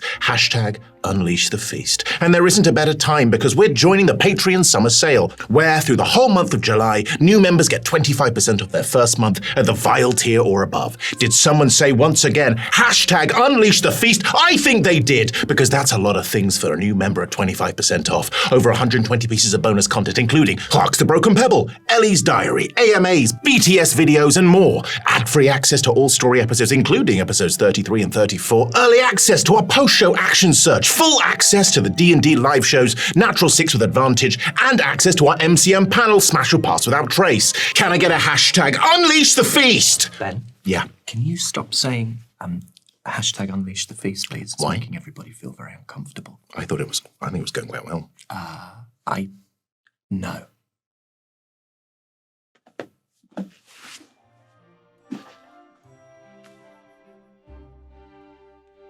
If you're a new member, just jump onto patreon.com/natural6 and the discount code will appear on our membership page. Or if you like to do it by hand, and why wouldn't you, you can use the code 561C7. Doesn't it just run off the tongue? 561C7. The sale runs from now and all through the month of July, and every penny on Patreon directly supports our storytelling and production. In short, it helps us keep Natural 6 going. So if you're a new member and you want to unleash the... Type in 561C7, then head over to patreon.com/natural6 and take advantage of this amazing limited time sale by typing in 561C7. Because why have a meal when you can have 561C7? #Unleash the feast. Don't. Sorry. And we're back. Man, those landings are always so hard. Yeah. Well, it's from a long way. I mean, you can't see obviously because a tall ceiling at there's a Natural 6 there's a 30-foot ceiling, and we drop heavy from the fly floor. Not one of us knows. And none of us, No. we don't use any safety wires or anything. I tell you what, we are stunt geniuses. Yeah. We are. It's very, Stunt very impressive. geniuses is But fantastic. but also it's all beanbags, right? These are all beanbags that we're Except- sitting on. except beanbags for- with bags. Except for Be awful. Holly actually doesn't have anything. It's just pure, just She lands in Holly lands in a squat. Yeah. And I'm she actually- holds I've the got my legs are crossed. she holds the squat for the she does a she does a down like wall-less wall sit for the entire time. I mean, my legs are incredible. So listen. You, in the small hours of the morning, rest. And when you wake, you are all level 8. Oh, wow. So what we Who need to knew? do... I didn't expect that at all. No, I didn't expect it at all. I did. Milestone, baby. So what I would like us to do is roll our HP for our new level. As a little reminder, if you roll a 1 the first time, you can re-roll it, but you have to take the second roll. That's... You, don't, do that. because that counts as a roll if it's bad. It was a 1. Do you want... You don't... Now, you mustn't get profligate. So, who would anyone... Is anyone feeling... Would people, for example... Doug, how do you feel about seeing... If it's allowed out. If he's allowed out? Oh, sure. But why we roll a d20? Because I thought we might roll initiative on who was going to go. Oh, okay. Oh, can we all just roll together? Because I don't want it. Because if it's bad, I don't want the camera to be on me. Because it is all entirely. It is all entirely skill based. I don't know if you ever noticed, but every time Holly rolls Elowen rolls badly or Holly does badly, it's just like a black square, really clumsily superimposed. I don't want to roll it, so catch it. Great. So roll it. See how it's doing. Has it learned its lesson? 5. No. No, it hasn't. Does it go back in? Does it have to roll a 10 I or think higher a to go 5 back is an in? effort. It was a nat 1 before, wasn't it? Okay. Bargain. Listen. No. We don't judge other people's parenting. Okay. I think it shows improvement. It does show Trying. improvement. It's willing. I mean, it's still impossible to not show improvement Still pretty much. expelled like- from school. So how would then let's just say who would like to? Is anyone feeling lucky? Is Count Samuel Raphael Towers perhaps? In he goes. Listen, I'm just not a loser like these guys. I'll go straight in with it. So this is a D6. It's a D6, and You it's add with your my Constitution modifier, it's with my lovely Dispel dice. Not sponsored. But should be. It should be. which should be for how much we are obsessed with what they make. Okay. Constitution modifier. Plus your Constitution. Roll a 6. Which becomes Good. an 8. So you gain 8 to your maximum HP. It doesn't heal you all the way up to your maximum because I'd also like you to roll me a Constitution saving throw. A 13. Fails. Roll me a D4. I'm using my Misty Mountain dice. Also not sponsored. Not sponsored, but this was given me by Karis at PAX. Thank you so much. I don't know if you watch, but thank you. A 3. You lose 3 from your I hate maximum Karis. So you gain 8, which eventually you could be healed back to, but Yeah. you lose a 3. Thank you so much. Who would like to go next? I'll go next. Why not? Oh, is that the worst roll you could roll? It's a 2. Yeah. But you have a +1 to your Constitution Yeah. modifier now. So It's worse. 3. Yeah. It's a 6. A 6. Plus 2. +2. Lovely. Sorry. Go on. I'm happy for you or whatever. Oh, that is a 3 plus a 2, so it's a 5. 5. It is a D. That's a D. I roll a D8. I think a druid is. Sorry, I roll a D10. D8. Yeah. So 1. So re-roll Okay, it. so you Plus- re-roll it first Oh. time round, but you have to take the second roll. Ooh, 6. 6 plus. Plus 3. Whoa, So 9. Tank. So obviously at level 8, you guys get an ability. You get a feat, and you can take an ability score increase as your feat. What did you get? 16. 16. No effect. You can take an ability score increase as your feat, or you can take a feat. Would people like to talk about these now, or should we save these for action search? I think just if it might be interesting to do it now, just for Great. people at home to like. No. You don't want to say? No. So you wake in summer in Haven. There is a feeling in the air of sort of stillness and quiet. Let's have, is anyone wanting to rest particularly late today? No, okay. So let's say, why don't you roll me a perception check? 18. What you see is, from your vantage point, high at the top of the treehouse, you see that the children of the Midnight Moon, the guards, who actually, their name has never come up, but they're called the Vigilant. The Vigilant are in position on the tops of the little parapets and the palisade. You can see that they're looking out from the gatehouse. It feels like it is a place that is aware of its space and kind of vulnerability. It's like they've just taken the place of the glow. So there's still a guard here, a military presence here. I would like to take this time to sort of quietly think and perform my ritual to summon you. Absolutely. Can you describe what that looks like for us? Could you describe sort of gestures or whatever it is that you do in order to perform that ritual? I think it's tapping back into that cold place. So when I inhabits the body or the ethereal body of you, that sort of slight cold breath. It's an eyes closed, and I would say there's not an awful lot to it. It's kneeling, head bowed, and there's just a slight rocking motion. Yeah. Just a very slight rocking motion and a very almost imperceptible just wisp of cold. You're going to say drool like for a vapor. second. There is no. I want to reiterate. Right. I'd like to make it very clear. There is no drool. Oh, okay, let me change my notes. Yes. No drool. Tiny little vapors of cold. While you are doing this and sort of settling yourself and centering your mind, you feel like that same coldness, but you feel it in your hand. You feel a sort of spreading coldness in your hand, as if a cloud has passed in front of the moon on an otherwise clear night and cast it into shadow, or cast you in shadow.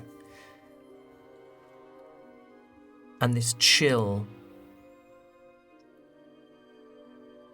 you realize is coming from the hand with which you held the bedroll that you lit the mushrooms with during the fight with Nox.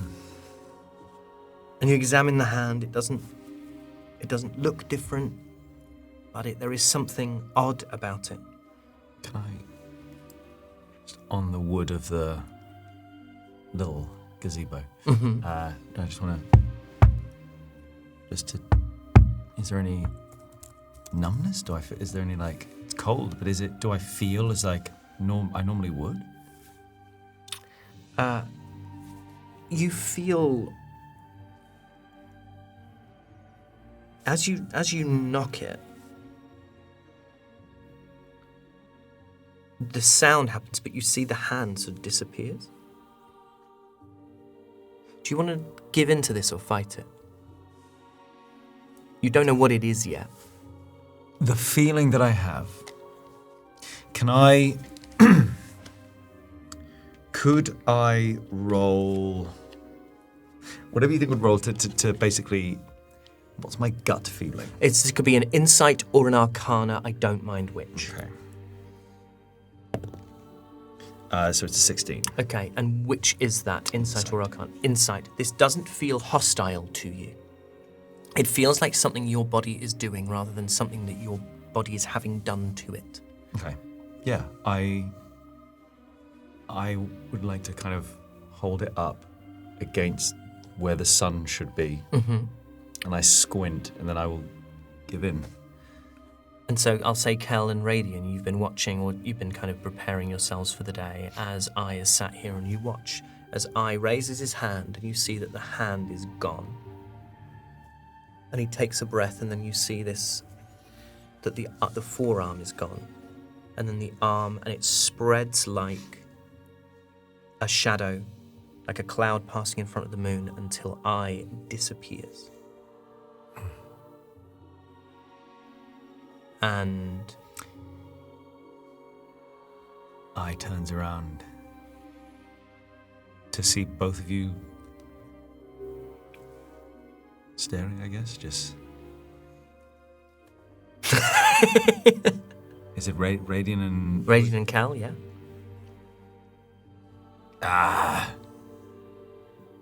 Does you see this? You hear him. Not exactly, no. I can't really see anything of you, really. Is not here. Oh no, you're there. I want to walk up, like, behind or to the side of Radian, and I'm just going to poke him, like, in the... Don't do that. Just because I can't see you. I know you're there. Interesting.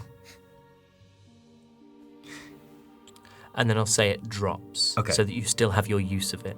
Yeah, okay. Great. Do you want to leave it there, or would you like to... The feat that I have taken is Shadow Touched. Ability score increases my intelligence, wisdom, or charisma by 1. I chose to increase my intelligence. Shadow magic. I choose one level 1 spell from the illusion or necromancy school of magic, and I will keep that stum for now.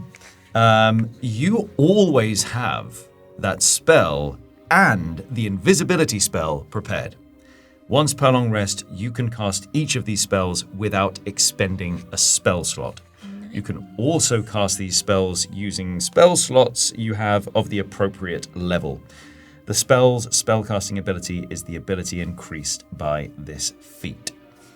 Great. So I basically now have the option of 1 free use of One invisibility a free use of day, invisibility. plus Yep. another spell that Plus will reveal something when else. it's appropriate. Don't worry about it. Great. And then, yeah, I'd say the rest of you, I mean, Kel and Radian, you are awake and you are aware of this, and you see almost like like that same, like the cloud part has passed. It's sort of, he's revealed again, almost like a white, like an Etch-a-Sketch. Shake him. Shake him and he comes back. If you can catch me. And then Elwyn and Dolly, I mean, I'm guessing you were both in Celandine's little private chamber. Or Celandine doesn't know where she is. Okay, is she with us? That's a good question. I think she will have stayed with her people. I think she would feel that tonight she should be among them. There is a place of worship beyond the walls in the sprawl, which is those buildings that spread out from at the outside of the palisade, and I think she would have spent the night in there, sort of listening to people who needed to come, almost like a sort of like a town hall. If anyone needed her, if anyone was frightened, that Celandine would be there in order to sort of be able. What's Celine's class? Is she a cleric? She doesn't have a class Yeah, technically, okay. but what do you? I was obviously just going to ask if she can cure the blight. But she's not here, so She would be findable. she's having a town hall somewhere. She would be findable. Yeah, I think I'll do that eventually. Okay. I'll say that the two of you wake, and unless there's anything in particular, conversations you want to have just the pair of you, you can rejoin the others as and when you're ready. I think I've got a plan, so I'm actually going to be up and out of that room. Cool. What is it that you want to do? I want to go find Radian. Very good. Radian's having a large breakfast. I don't feel like Radian would have a large breakfast, although I feel like Radian might surprise you that every now and then he'd eat one massive meal, having not eaten in a really long time. No, I think he's kind of one of those people with like hollow legs, like would just. Oh yeah, and maybe eat. like a 13-year-old. Yes. Like a growing boy. Yeah, exactly. You got? That's weirdly impressive. What? I was hungry, I'm sorry, sorry. All raw eggs, all still in the shells. Sorry. Do you want one? No, I've changed my mind. It's not impressive. It's actually quite disgusting. They're raw. They're nice. No, they're not. They're nicer when they're raw. No, they're not. I've always eaten them raw. Am I with at this point? Yeah. I go up and take it and just eat whole and Good go. duck. Good egg. See? I mean, there's a little kind of like, it cuts your throat sometimes on the way down with the shell, but No, it doesn't. it doesn't mean it. Yeah. Okay, I actually can't believe I'm going to say this. Radian, can I borrow you? I need your help with something. Okay, but can I take some of those eggs with me? No, I'm hungry. no. I haven't eaten in They'll ages. be here when you get back. We didn't eat ages, right? Let me have one. One for the road. Okay. I take 2.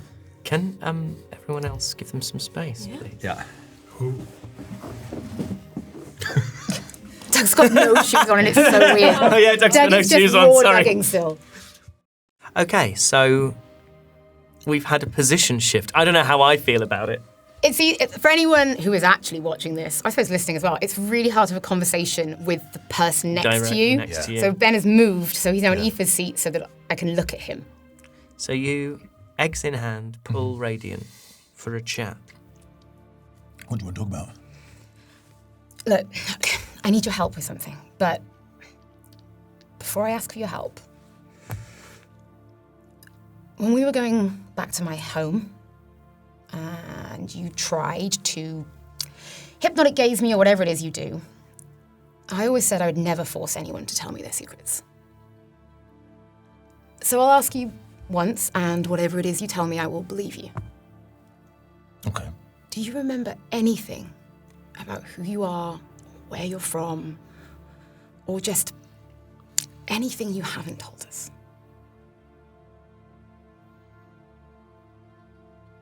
I mean, it's pretty clear by now I'm not from here. If I knew where you were from, would you want to know?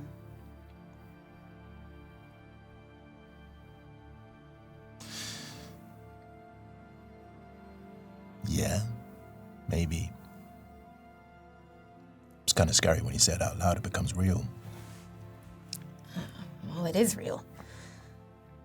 I mean, I've never met anyone who does not fit the way you do not fit. It's kind of uncomfortable. I guess it makes sense. When we were in the cards, we were chatting to Erastus. What did he say? I started asking questions about you. First of all, about the cards and how you ended up with them, and he didn't really have an answer. But the more we've travelled, and the more we've used those cards, and after everything Gronel said and the gods lied, it's obvious there's more than Reliquiae. So I asked where you were from. And he told me that you're from the Feywild. Yeah. Apparently. Doesn't feel like it though, does it? Well, doesn't it feel like you're from Reliquiae?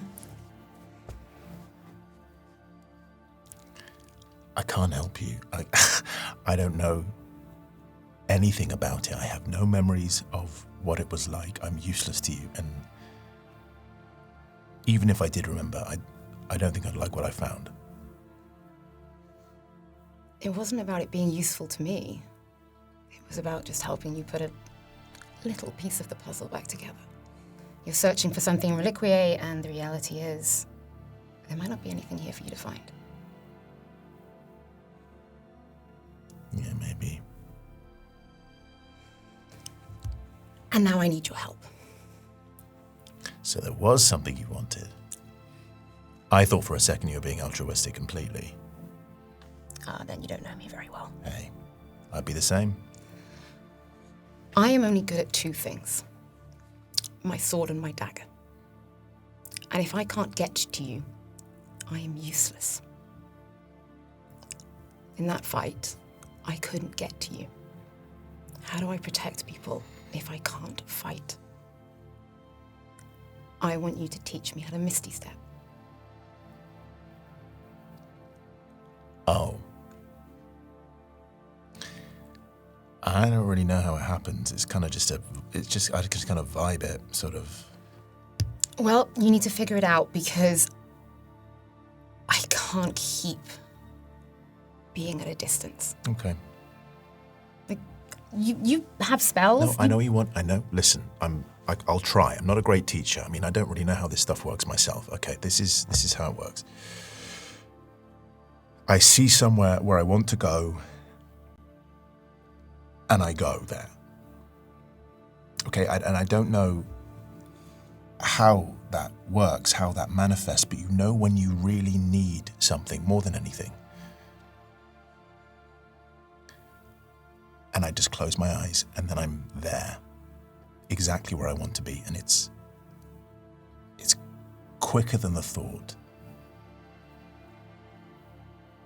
It's like where I am is not where I want to be. It's like where I am hurts. And the only way I can stop it hurting is by being there. Okay, so I've just got to really want to be somewhere else. Okay, give me a hand. Okay. Okay, you see that spot over there? Yep, Right, we're gonna do this together. that is my worry. Okay, I might end up over there and you might not, but we're gonna have to work really hard at this, okay? Okay. You look at that spot? I'm looking at that spot. We can do it together. Actually, I'm going to quickly run over there. I'm going to put my dagger exactly where I want to go. Okay.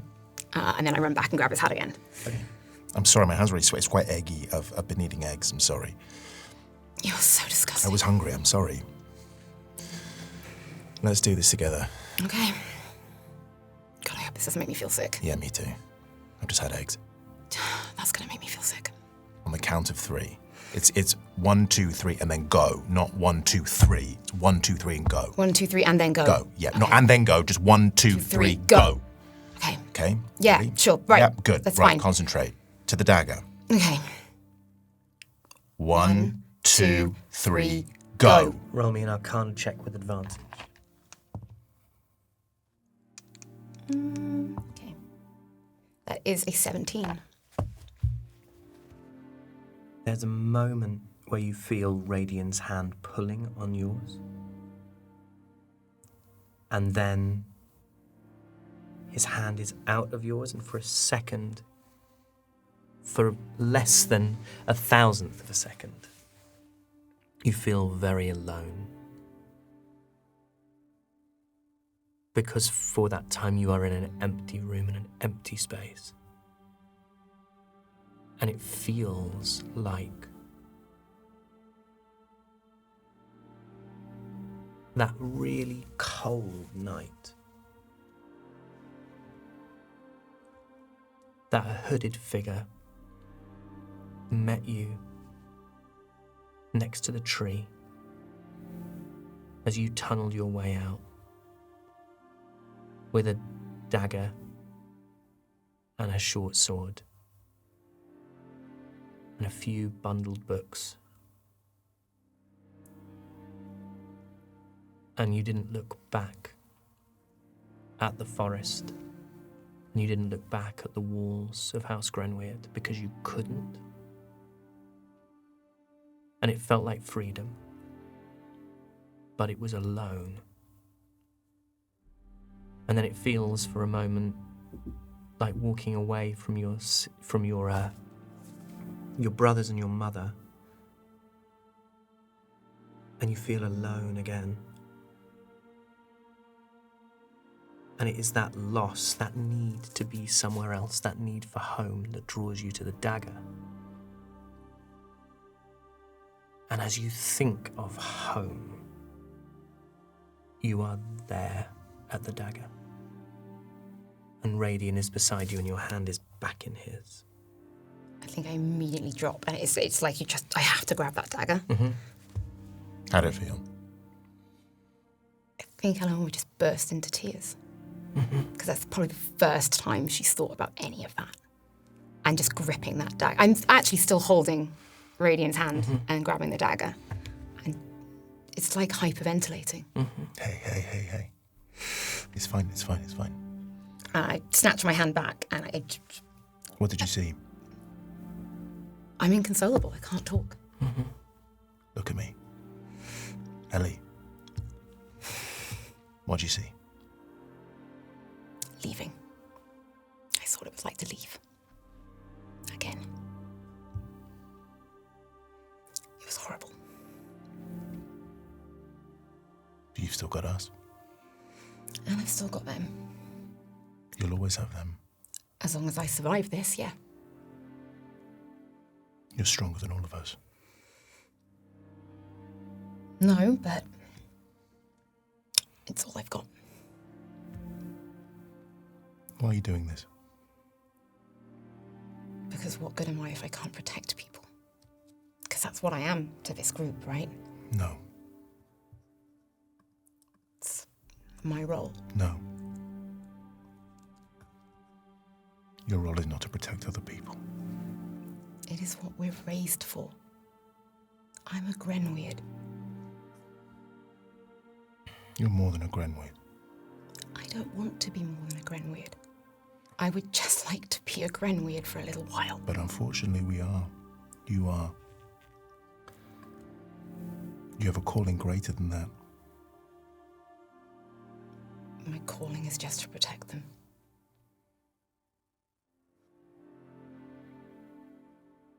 I think you're more. To me. Thank you. I don't think I need it to be any more to me. I'll protect you too. If you want to protect me, look after yourself a little better. Because every time you don't, I have to run in. Think about protecting yourself to help us. Yeah. It's starless. Yes. That's all I know. What does that mean to you? I don't know. Do you want to know?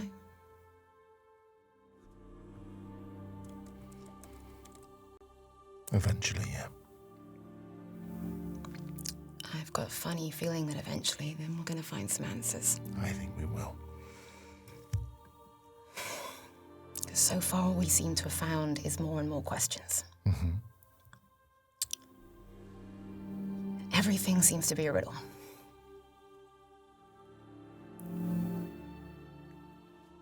Erastus wanted to take your life.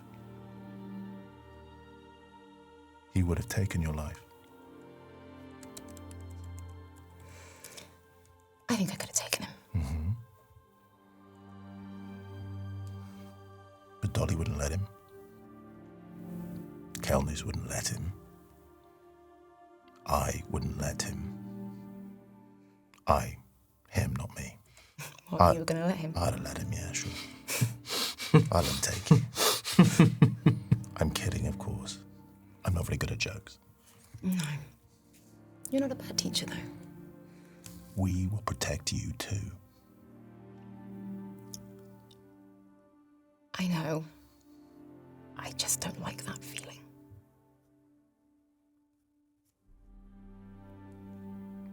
I don't like the feeling of this, either. I've just never had a place, and being a protector is my place. It's like I'm finally carving out a little bit of purpose for myself. Okay. And this will help, so thank you. I hope you don't have to use it. I hope so too. Because I'm not letting my dagger go again. Okay.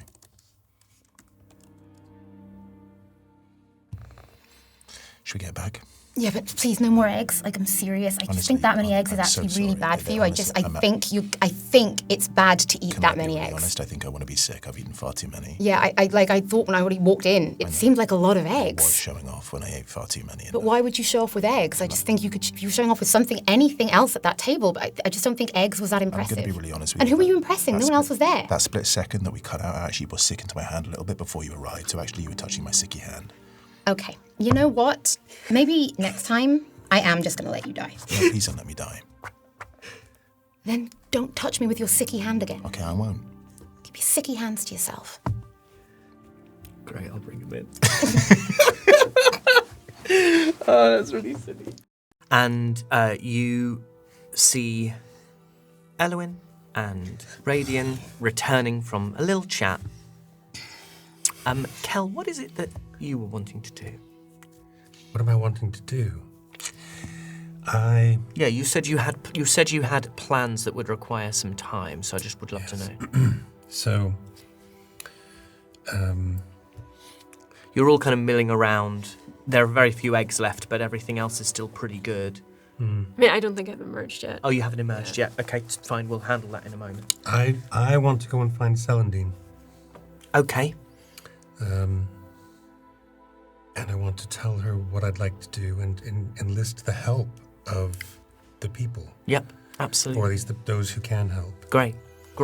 And I tell her that what I'd like to do is go in search of this particular plant called Hortensia. Mm-hmm.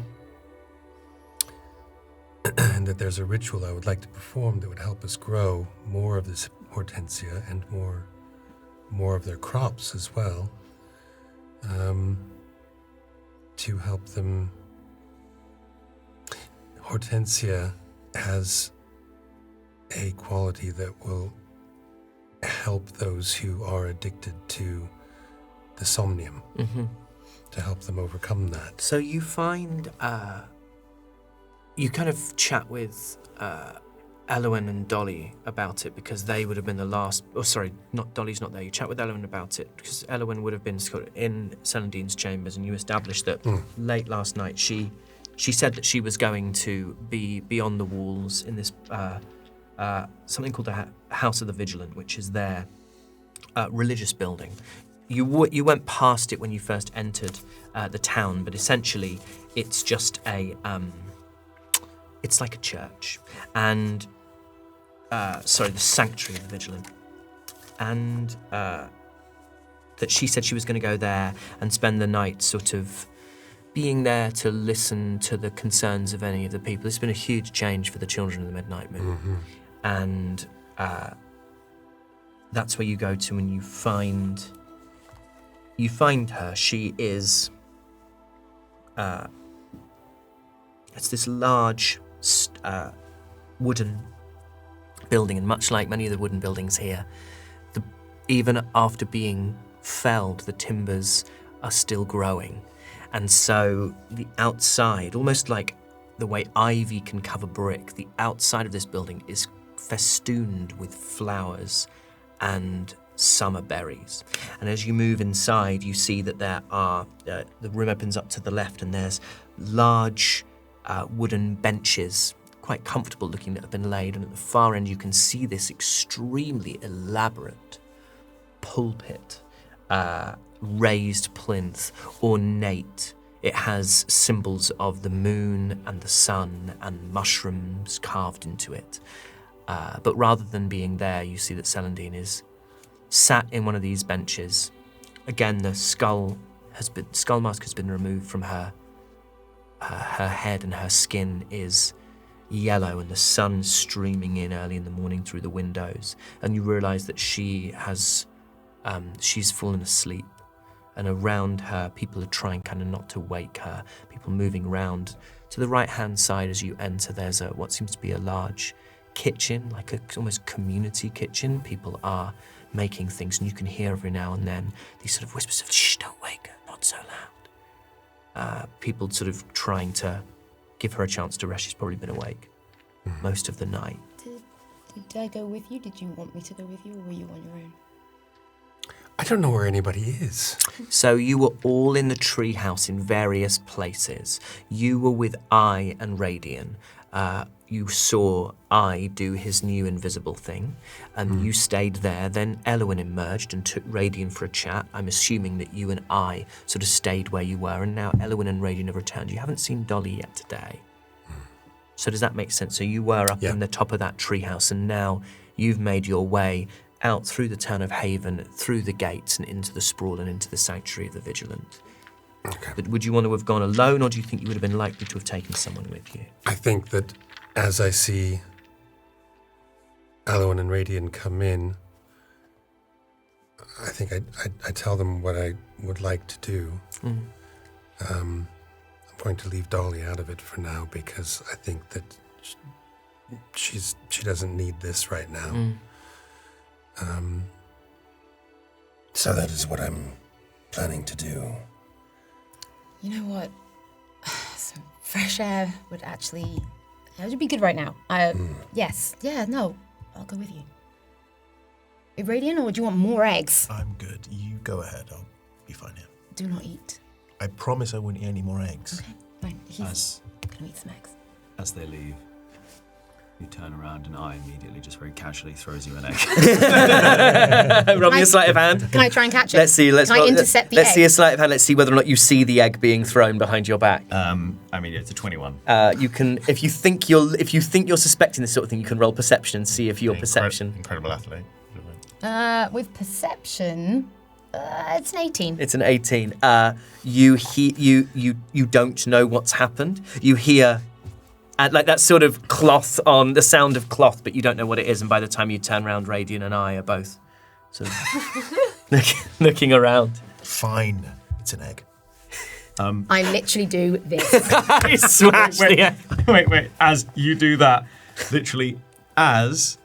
No, how many eggs are there? Wait. I casts my cantrip that I have replaced Shape Water with Retrieve, but I retrieve it just at the wrong moment, and literally it smashes, and then I just retrieve it. It's just smashed it straight into my hand. Just yoke. So, Retrieve, you can cause an object within range that isn't being worn or carried That's fun. to fly to your open hand. The object must weigh no more than 10 pounds, or the spell fails. That's it's within really 15 fun. feet. It's like a mage hand for a frog's tongue, right? Yeah.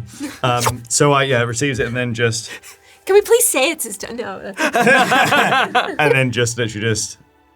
Well, it's a shame to waste it, so... It's a decent raw egg. It's incredible that the web think we're a threat. And I grab your hand and walk out. So you make your way down and you see what I've described, Celandine there.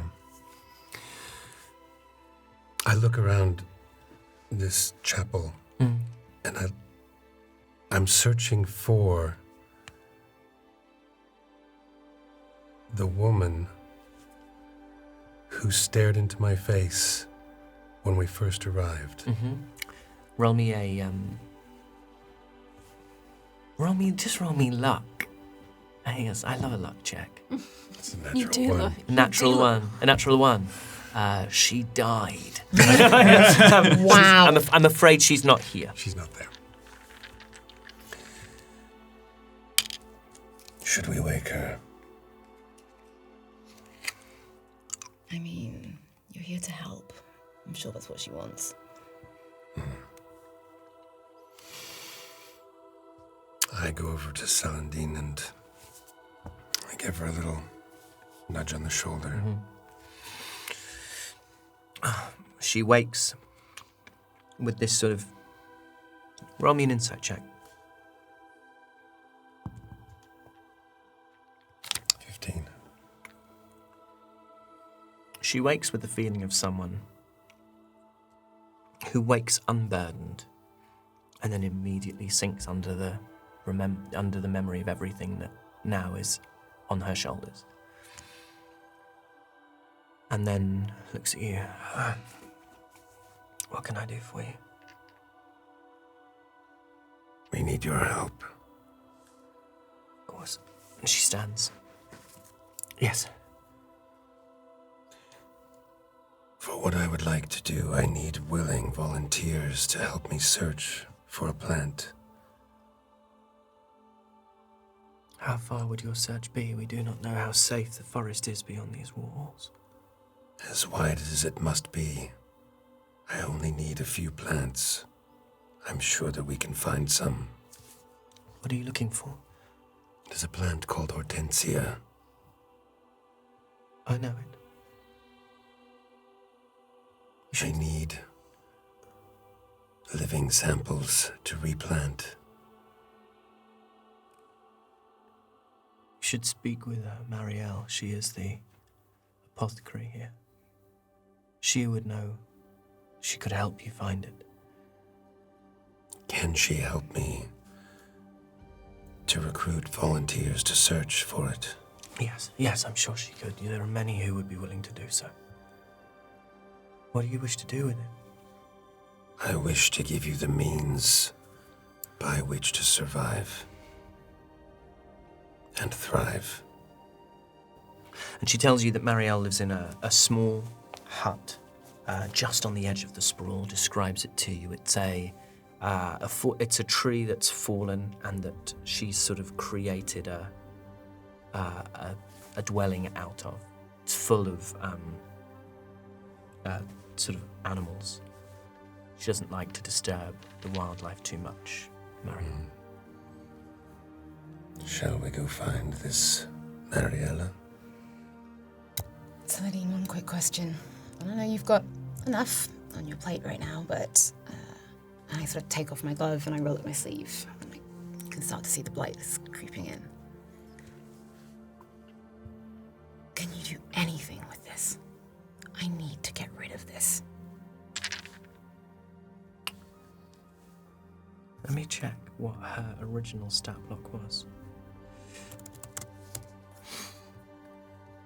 Level 20 medicine. Actually have less restoration as well. I can help you with that. You can. Yes.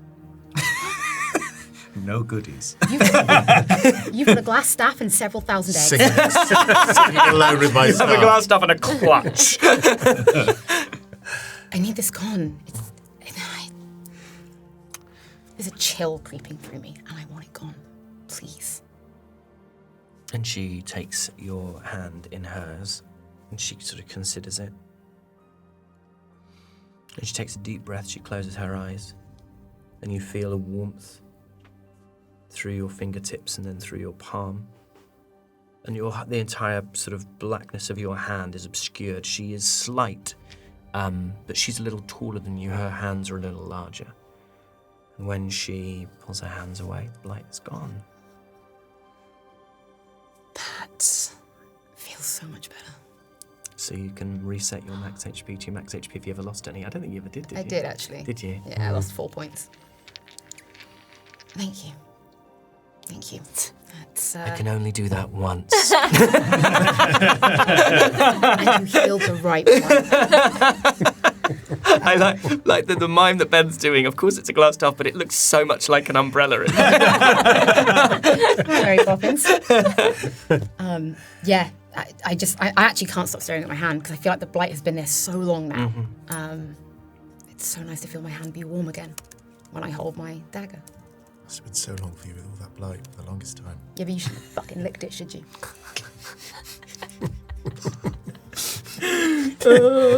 I turn singers. What?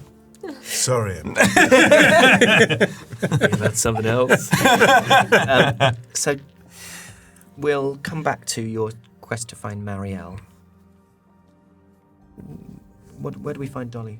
I mean, I think the last couple of days, have just, there's been such an emotional toll taken on her that, she's had to keep up this facade. And not just the last couple of days, this is the end of something that she's been fighting and, working towards and searching for years and years and years. So I think, the second Ellen leaves the room that morning and there's no one left to perform to, I think, there's just this moment of release and just exhaustion, and I think it takes her a while just before she's ready to see anybody else again. I think there's a lot of looking out a window and sort of staring into space and just trying to gather herself for whatever lies ahead.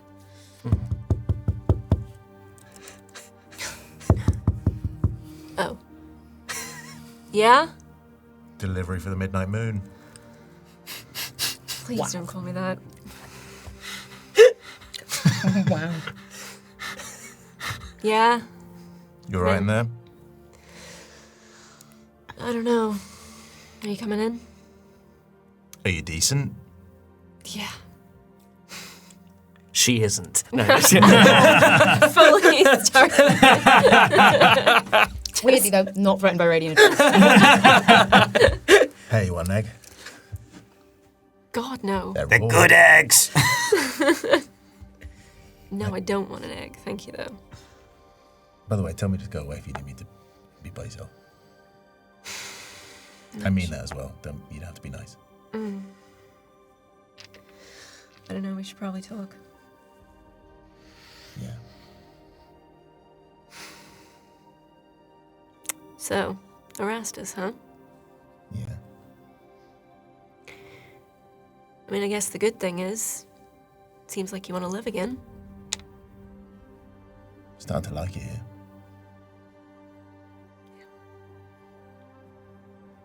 Then, you're welcome. How do you feel?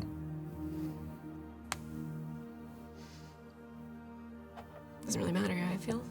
Yes, it does. And I don't mean in the sort of, I want you to feel good so I can feel better about myself. I mean, it genuinely matters how you feel. To me. Why'd you do it? Why?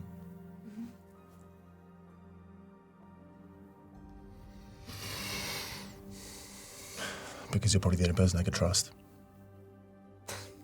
Yeah, tell another one. It's true. You're the only person that I could have done that to, and I genuinely think you'd forgive me. Because I think you'd understand why. That was a big risk to take. Yeah, it was. And I get it, you don't have to forgive me for it. And I understand that you don't trust easily. No, I don't. That's my sadness. But you're right. I understand why you did it.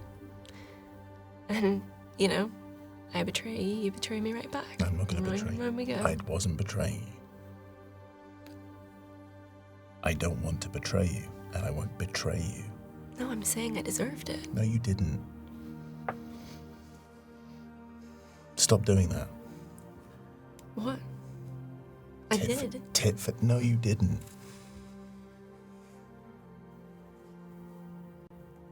I don't think you did.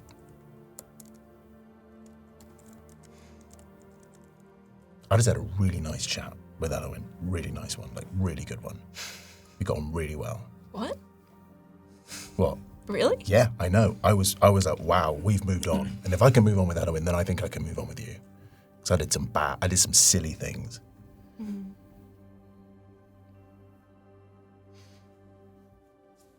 Okay, well. All I'm saying is I've been here once before. I'm not gonna let that happen again. What are you going to do with them? These people? Your people? They're not my people. Yes, they are. I just want them to be okay. They deserve that, and but I don't. They deserve better than me. So, Celandine's here. She'll do the right thing. It's quite cool though, isn't it? What? Midnight Moon. Mm-hmm. Don't tell me you don't like it. If I had a whole cult of people who were obsessed with me, I think I'd like it. Yeah. Come on. That's where you and I differ. I know it is, but like, look. Love substance. Biggest self-insert. It's quite cool. No, Radian, I really don't think it is. Look. I think you have led us pretty well.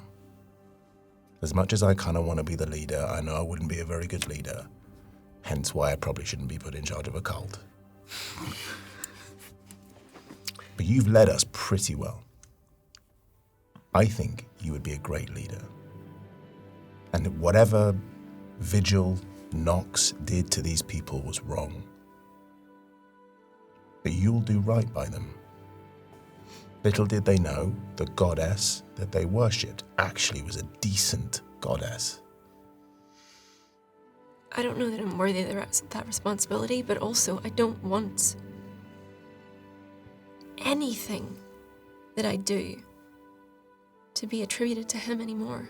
It won't be. I want to do things on my own terms.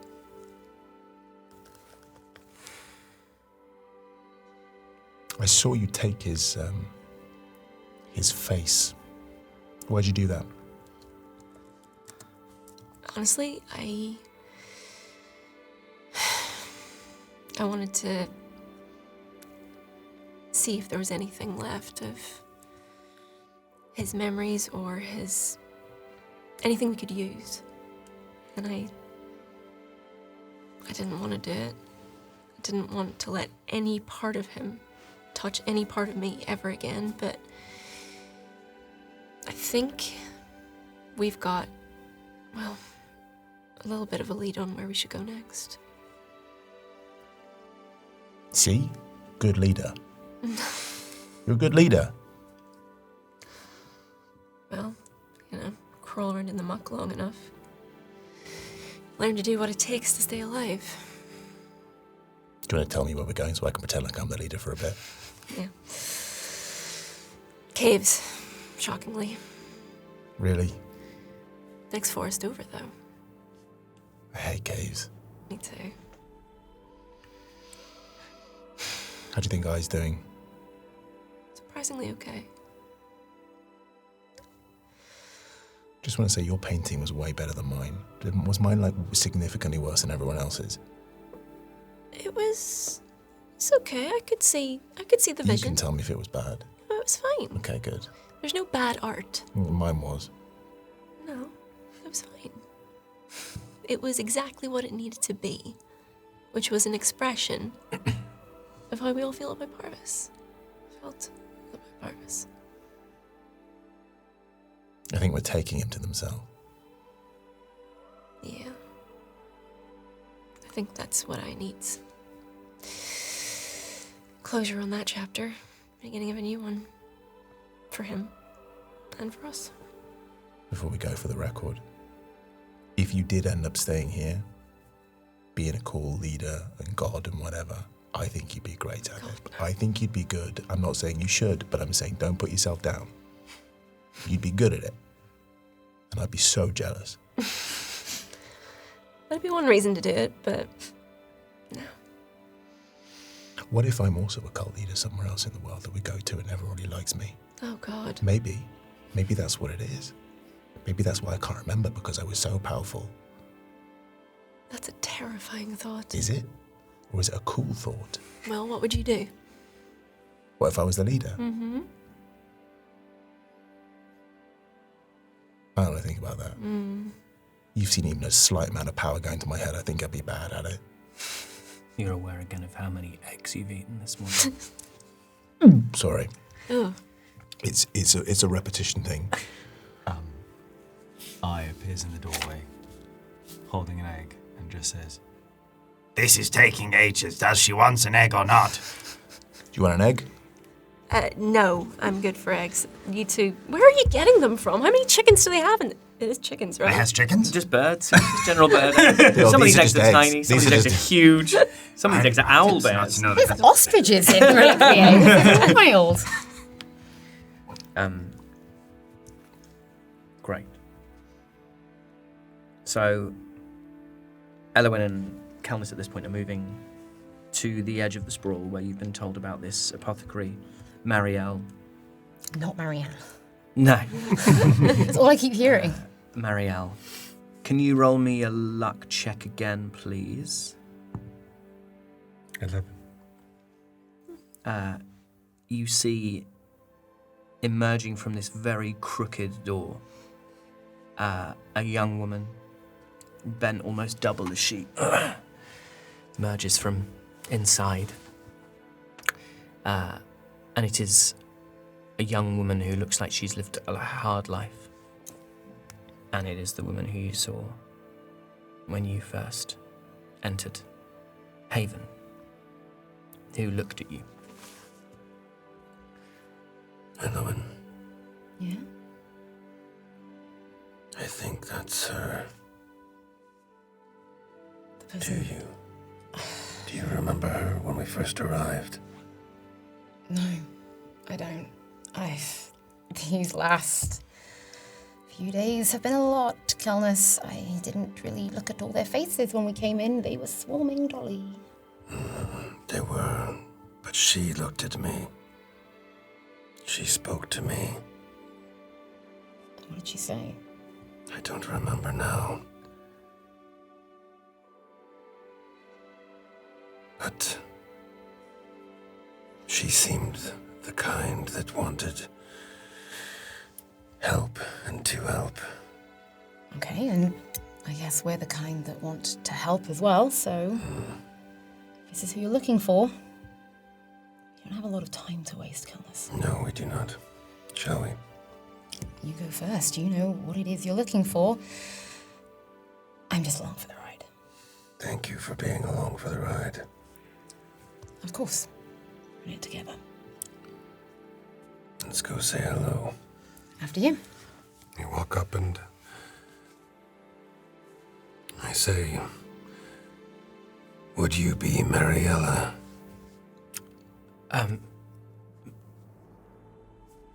Marielle, yeah. Marielle. I apologize. No, start, Kel. not at all. Keller? Been a long night. Keller or just Kel? Go. Just Kel. Stone Cold Killer. Marielle. Shut up. Shut up. Celandine said you may be able to help me.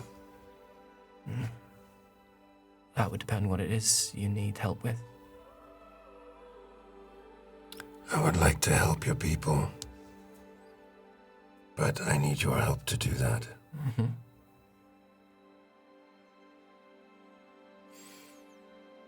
Do you know the plant Hortensia? Roll me an insight check.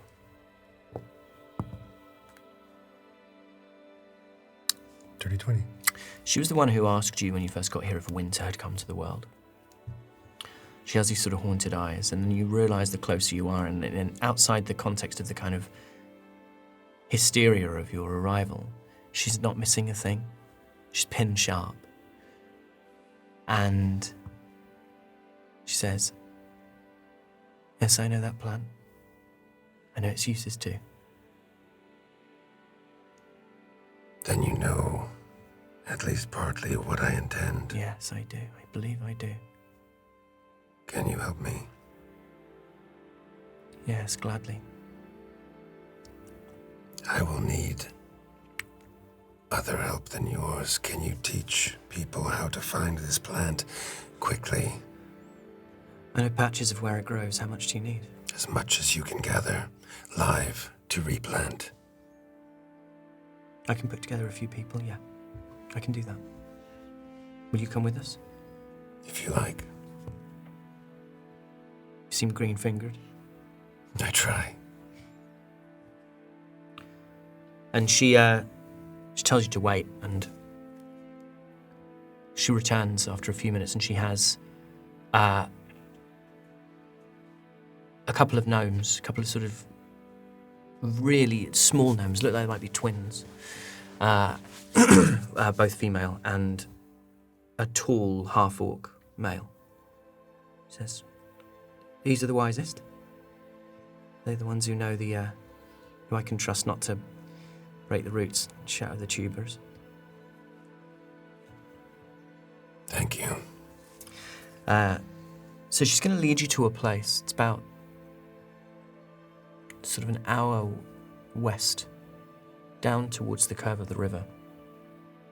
I'd like you to roll me a nature check with advantage. Are you going along? Yeah. Great. So in that case, why don't you both roll, but we'll use Kel's modifier for nature. Oh, both no, advantage? no, hang on. What was your first roll? 10 with the +5. And what did you get? A 12 the +1. Great. So we'll call that a 12 with a +5. So we'll call it a 17. That's what I mean. We'll use Kel. Yeah. You can each roll a die, but we'll use Yeah. Kel's modifier. 17. Hortensia has these really quite unusual blooms. They almost look like little... They look as if they are splinters of wood that are emerging from the plant.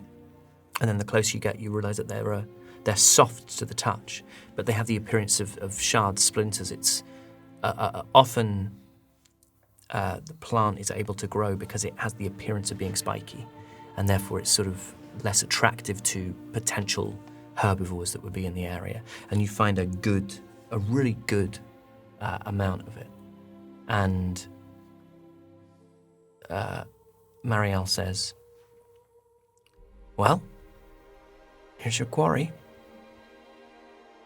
And her and the two gnomes and the half-orc take out these little sort of forks, and they're gently trying to prise without breaking the root system. The earth is kind of not totally sun-baked, but it's kind of reasonably dry, and so they're being very, very careful not to break anything. Would you also like to try and remove plants, the two of you? I think we're what you said about an hour's walk. Yeah. So I've actually standing guard. Yeah, great. Sword and dagger out and just looking around. Great, roll me perception check. Ready to fight. That is a. Why can't I find perception? That is actually a 21. 21. There's a little rustle in the leaves in between where you were and where you are. In between, sort of on the path that you've walked. Although there aren't paths around here, this is very much like going off-road. This is all terrain. And there's this scuttling. Your hand goes to your dagger, you're sort of looking about whether or not you might draw your bow. And then you see this red squirrel that just flickers up through the leaves and up into the canopy. That's all it was. Are you going to try and harvest some plants yourself, Cal? Yes, I think so. Roll me a sleight of hand check, and I'll have Marielle and the others roll some sleight of hands as well. Marielle rolls a dirty 20, the others roll 18, 11, 10, and 11. What did you get? 17. 17. So I'm going to say that's 3 successful extractions of a decent amount. Roll me a d4. 2. And they contribute another 8 between them, so you have 10 of these plants. Fantastic.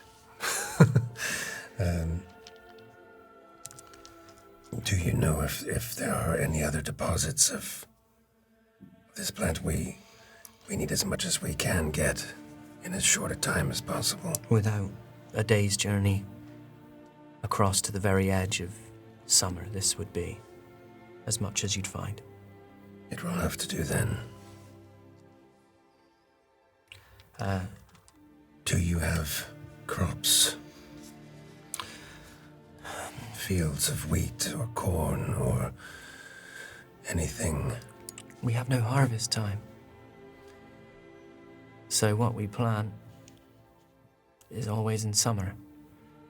Beans, first potatoes, but in terms of wheat, bread, that would all come later in a year that never changes. Seasons that never move, you see. Does not matter when it comes.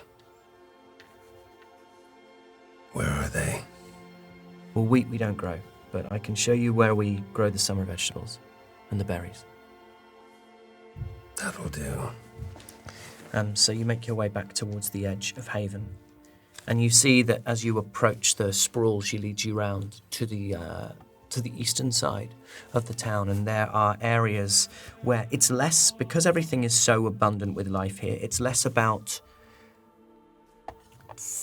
clearing forest in order to grow. It's more about finding where things are naturally growing and then finding more of them and sort of transplanting them in. So there are these really, really strong looking like potato plants that would be sort of new season potatoes. They never get any bigger than a new season kind of potato, a baby potato. And then beans, lots of kind of leaves, all kinds of brassicas, that sort of stuff that you'd be able to harvest in late, maybe pushing it to late summer. And there are various members of the Midnight Moon, various children of Haven who are tending to these plants and doing what they can to help them.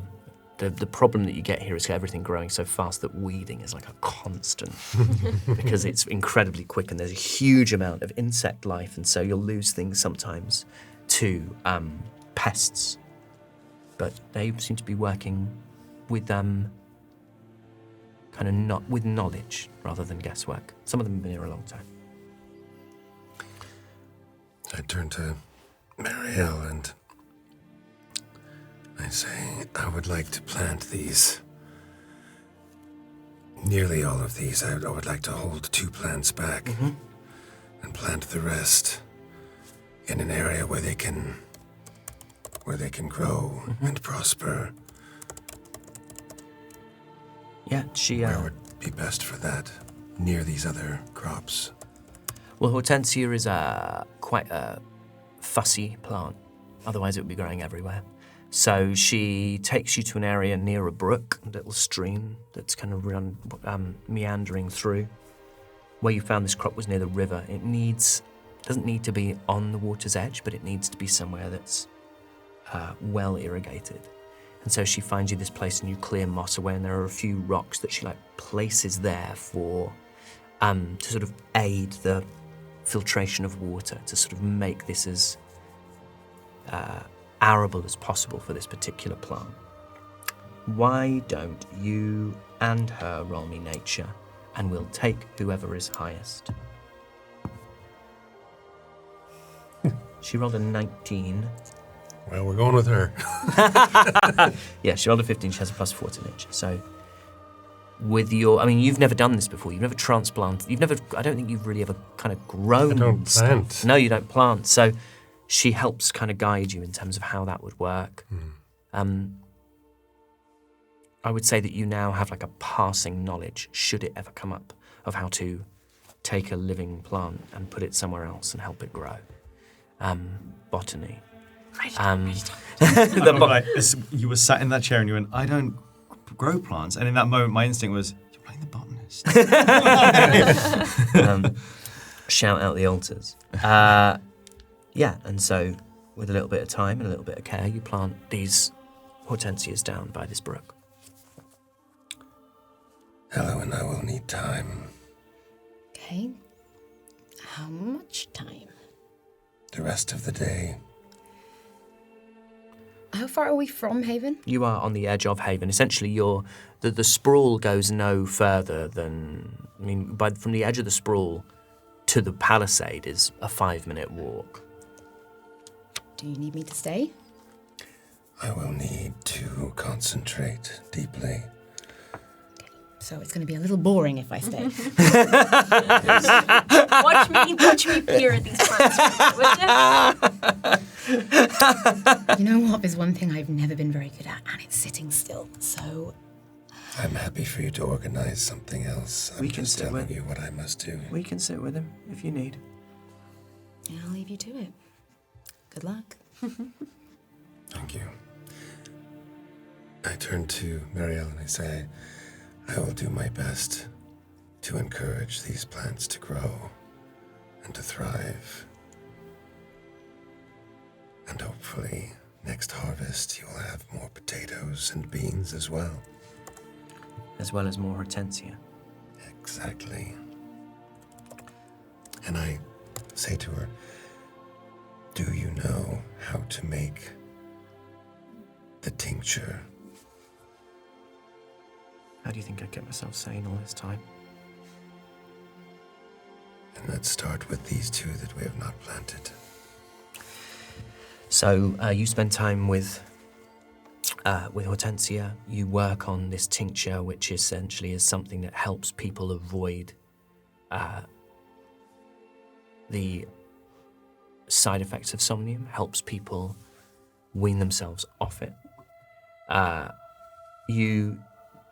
I know that we're going to hand wave this slightly because I know you technically would need to be there to cast this spell for a long period of time, but because you're casting a spell, right? I'm casting plant growth. Yes, and you're taking the enrichment option, which takes 8 hours. Takes 8 hours, but then it doubles the amount of food harvested from a crop for 2 years. And I have it down as 1, but I think it makes no difference. Oh, you're right, it's 1 year. And we're going to say that this also allows this hortensia that's been planted to kind of grow at an extremely rapid rate. And And when you go into Marielle, we'll say that you're able to go to Marielle's hut for a little while, and you see that, unlike others that you've seen, this somnium is like the somnium that she's having is tiny, tiny doses with tinctures that are labelled on the, fourth moon. It's really hard to keep track of time here, but she names them after things that she's seen. So it might say, there's a little label that says, the waxing moon after the white deer was spotted to the east. And so it's kind of when she's made them and when they are still good to take. And we'll move away from that for a moment. Back to Dolly and I and Radian. Just as Elwyn leaves to head back, a small little owl just flies by and just sort of... It's a fucking egg. A little egg. Little egg. And you see the egg and you see very clearly written in, whoever would rather have done it, not written by I, but it is written clearly by one of these two, and it just says, from I. I wonder who would have As this owl tries to fly away, I'm going to grab it by its little leg, and I'm refusing to. I'm like, no, you're staying with me. So you just see I walking, literally just going, shaking somewhat. Is there anything that Radian and Dolly and I want to do? Essentially, once Kelness is now embroiled in this, whatever the rest of you want to do will take us through to the end of the day. This feels like we're playing the altars again. I is just gonna sit by Parvis in a somewhat similar to when he was summoning you, slightly meditative and slightly contemplative state. Gonna have a little conversation watching you, but not trying to alert you to it. How did he die? They took somnium. He brought Parvis out in front of everyone. Said that they wanted to make an example of him as a traitor. And he got to speak first. But his words didn't reach them. Then a Gloam member slit his throat, put a dagger in his heart. And I know, I feel like now, that was just him twisting the knife because you guys got away. It was my fault. That was. We can sit around attributing blame all we want, but ultimately, it's all him. And we let Parvis in here, and he never came out, so we owe it to I now to try and make up for that however we can. Yeah. Wasn't a good death, but he looked strong. He was strong. Himself would have been proud. You remember, Dolly, that the last thing that Parvis said to you as you held him, that he looked at you and he said, Unafraid. Unafraid. He wasn't scared to die.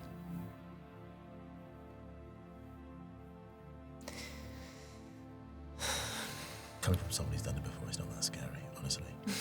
It's not that scary. Well, if you could just avoid doing it in the I'm future. trying. Everyone keeps Are saying you? this. I'm trying. Are you? Look at this. What I found. What am I looking at? Look, it's a staff. Oh. Okay. And? I don't know, makes me feel Look, I concentrate. It's a very impressive staff, but I feel like you're avoiding the issue. Watch this. Do you have the spell Identify? No. Okay. I'm going to say at some point, if you want to, if you spend the rest of the day examining this and trying to figure out how its magic works, you can, with a successful Arcana, figure out how its magic works. But that's as maybe. You were in the middle of something. I don't know. I feel. Look, I'm working on it. Okay. I'm going to work at this. Why are you looking at me like that? I just don't believe you. What do you mean you don't believe me? I don't know. Nothing. We can't be cryptic like that. What do you mean? I mean, it feels like you have a death wish. It feels like you throw yourself into danger all the time. Yeah, I do. And are you going to stop doing it anytime soon? Well, maybe with this. Put the staff down for 1 second. Have a real conversation if you're not too scared. What? You know what? I'll stop. You're a terrible liar.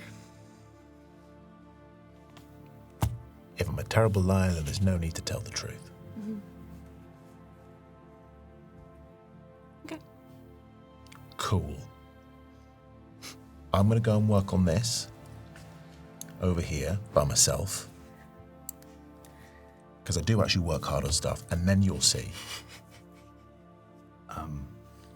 In this conversation time, as you said, you put it down as it's not being carried. Eye has retrieved. You turn around and Eye is just holding the staff. How much can you pull? £10. Yeah, you'll find it weighs £3. You turn around, Eye is just holding the staff. Glass. You gotta be careful. Yeah. Where's you gets this? Doesn't matter where I got it from. You can't have it. I don't have cool stuff. You have loads of cool stuff. Give it back. You can do lots of cool things. I hands it back to you. Like what? What cool stuff can I do? The bouncy orbs. Yeah. And When it works. I don't know, it's the big fire. I can't do. I can only do the little fire. You've got really good. You've got those boots that you use. That's cool. I mean, the problem is I can't see half the stuff you do because you are so well hidden. This is true. But you can die and live. Yeah. What about Dolly? Dolly can do some cool stuff, right? Dolly I does don't. lots of cool things. Yeah. Let's list all the things that we like. No, about no, Dolly. no. Let's I do will it. say there's Do you lots know of what? things that I likes about Dolly. Yeah. I've had many Dolly DMs of people telling me what they like about me. got lots of good words. She's got great hair. Great hair. Really good. She's very good at spells. Looks, can choose, clothes good. There is never a person I would rather have in some event. Dolly leaves. Come back. Wait, come back. Does he want an egg? Is there anything else people would like to do today? I'd like to work on my little staff. Okay, roll me an Arcana. Roll me an Arcana check. Don't say that. Emphasis on the little. I'm going to concentrate and work on my little staff.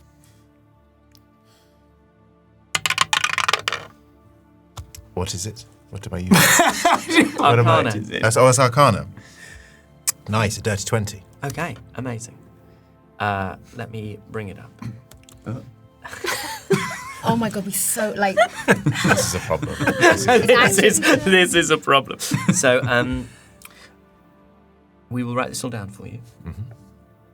At some point, you are going to need to. It has the. We're going to do a slightly homebrewed version of this, so it's not going to require attunement, but it's not going to be as powerful as the original version. So this is a staff that has 5 charges. And while holding it, you can expend the requisite number of charges to cast one of the following spells. You can use Mage Armor for 1 charge. It doesn't expend a spell slot. Or Shield for 2 charges. Again, it doesn't expend a spell slot. So essentially, you can do Mage Armor once and Shield twice a day. Whoa. It regains 1d4 charges daily. Say that again? At dawn, it regains 1d4 of charges You've daily. got to use it though. It at doesn't matter dawn. if you don't use it. It's irrelevant if you don't use it. And if you reduce it to 0, You roll a d20, and on a 1, it's destroyed. Shatters. So you've got to make sure you don't use all the charges up. Well, you run the risk. How is And it has a +1 to your AC, which you've already got. Sweet. how is things going with your little staff? I think I figured it out. Think it's what? Figured it out. And what is it? Oh, it just doesn't matter. Sounds good. I feel like it's gonna be weird with Radian holding a staff. Like that just seems wrong. I cannot hold the staff. It would make you feel comfortable. Would you much rather I don't hold I'm the not staff in when the I room. die? I'm not in the room. Would you? I'm not refusing to I be can- anywhere near you. I can hear you from the other room. You're being very loud. You can't just shout from the other room and say you're not here. I wasn't.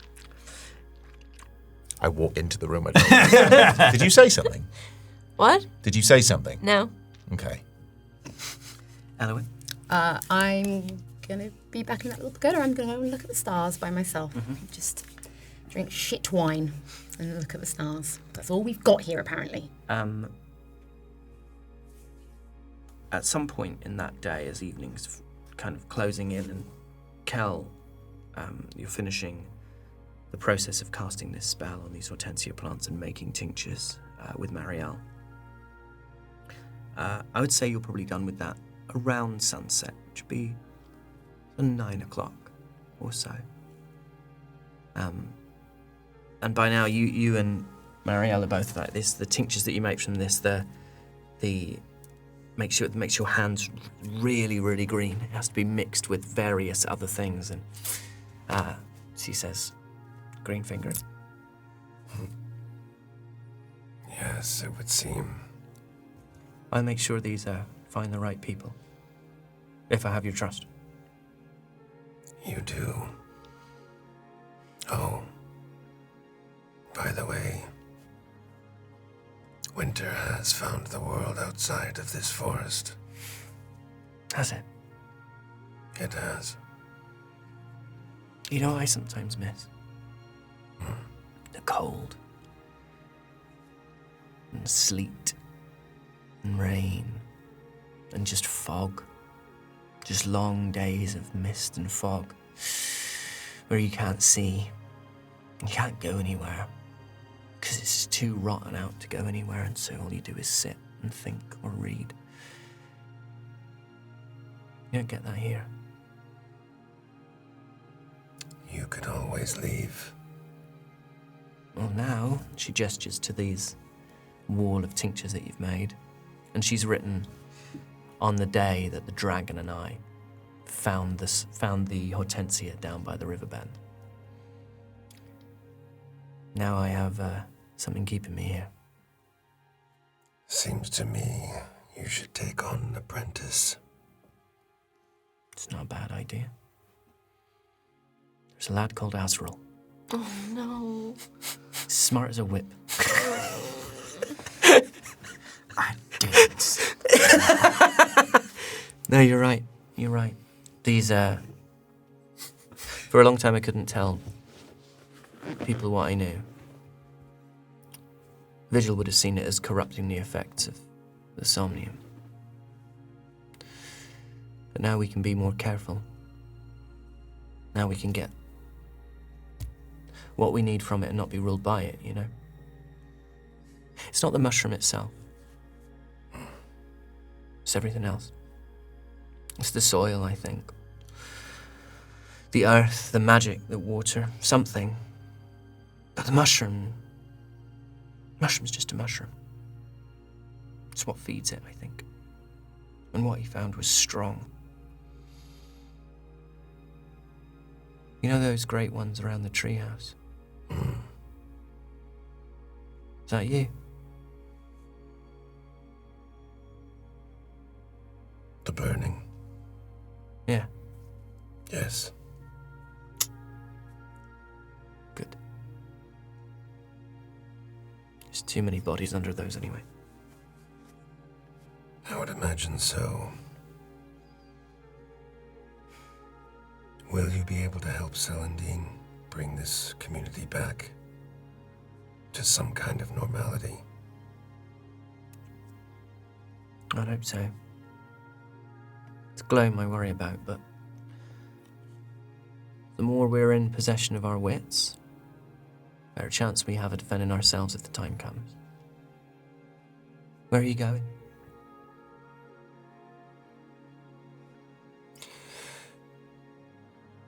To help a friend. I used to have those. Hang on. Still do. We'll see when everyone's sober.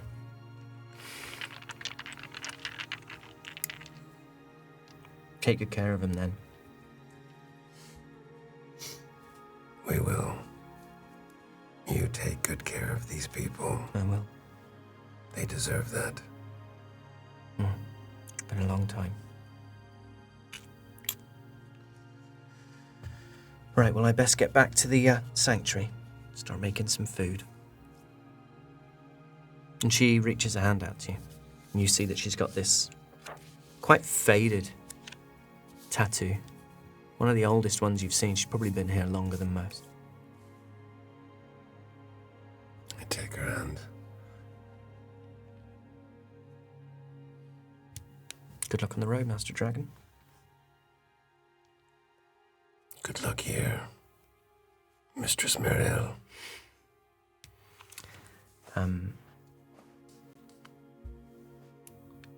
And as you head back, the rest of you all kind of congregate again. Have you told Radian about Celandine? No, I just walked straight past and sat by myself. Are you planning to tell him at any point? I'll see how I feel.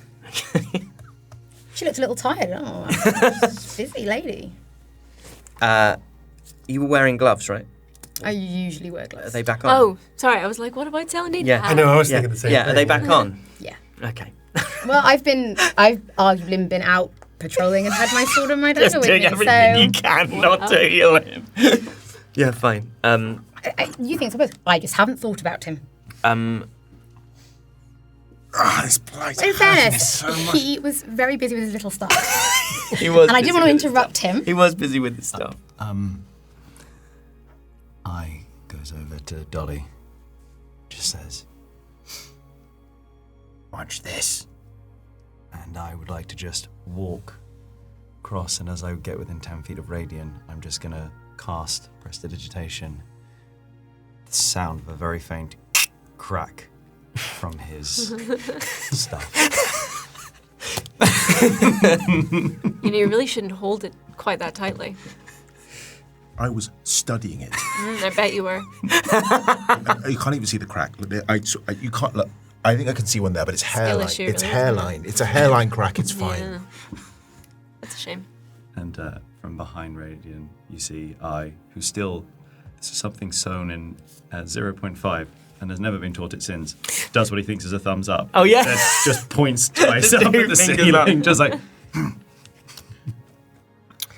Why is it? You can have the stuff. I don't need the stuff. I don't normally get goodies. You can have it if you want. Why would I want this? I don't know, because you keep talking about it and looking at it. No, I definitely wasn't looking at the staff. Do you want the stuff? What? Do you want my little stuff? Sorry, I wasn't even thinking about the stuff. What's? I don't want to touch it. So In the habit of I offering don't- your little staff to anyone who's around. I don't want to touch this anymore because I feel like I'm going to break it. So I kind of get a bit of fabric like that and kind of like tuck it into the side like that and then tie it up and go, see? Not touching my staff. a very tiny Prestidigitation crack again. I'm just down away. Fine. You hear a bell ring. A gentle bell, not like a warning bell, a gentle bell. And you look down and you see that Celandine, again, by now the skull mask is long gone. She is standing on the balcony where you would have, where everything happened. Mm-hmm. There's this little kind of brass bell that she rings. And gradually the children and the vigilant start to make their way into the, through the kind of burnt, what would have once been this wall of somnium, and now you can see the whole of the town, the whole of the village. And there's a sort of expectation. There's this look that the people have as they gather of something familiar. And without, you don't need to roll for this. This is the same kind of time as when there would have been, maybe it's a few hours later actually, but normally by now they would have gone through that ritual with the somnium. And you can see people looking around, looking for their dose, and there isn't one. And Celandine speaks in a voice that's tired but clear. People of Haven, the path before us is hard. And while the sun shines, things still lurk in the shadows. We have much to fear, but we have much to hope for. And we are special. We are here together. Through all that we have done and all that we have seen, we are here together. And that unity will mean more now than it ever has. Unity not for the sake of one, but for the sake of all. There is no greater power. There is no greater hope or greater love than that which we can show one another by keeping us safe and by striving for a common good here far from winter. There will be no somnium today. Instead, Marielle has prepared something. You see, Callis, that Marielle looks up to the balcony where you are, gives you a little quick smirk, and she very gently takes someone and just says, you can sort of see whispered conversation, and they hold out their tongue and she just drips, just a single drop. She goes down the line. Dozens and dozens of people, a single drop of this tincture of Hortensia on their tongue. There will be a time when perhaps the mushroom can speak to us again, can offer truth and offer guidance, but for now, we must prepare ourselves for time without it.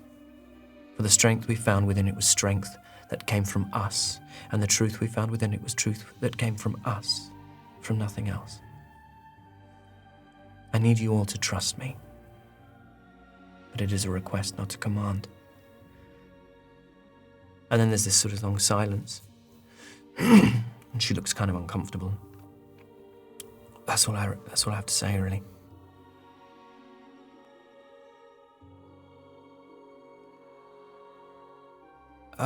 Good night. And just sort of steps away. And there's rumblings, whispers. You can see that some people are a little confused. Some people I think, understand what the intention is here, and others, those who are further gone, perhaps are on the edge of resentment or even anger. But Celandine just steps away, and she walks up to the top where you guys are in that open-sided pavilion pagoda. It was really good. Yeah. It's a start. I'm doing the right thing, aren't I? Yes. Like we said, night's coming. They don't need a moon or a sun anymore. Just need a beacon. Is there anyone out there who I can trust? Beyond the five of you, messages I could send, letters, communication. We have been for far too long cut off from the outside world, and there are things that I would have the world know, because they are too heavy a burden for me to carry. Yes. Yes. Who? My family. The Grenweird family. You can... I have two brothers in particular you should speak to. One holds the estate in Mouse. arguably not far from here.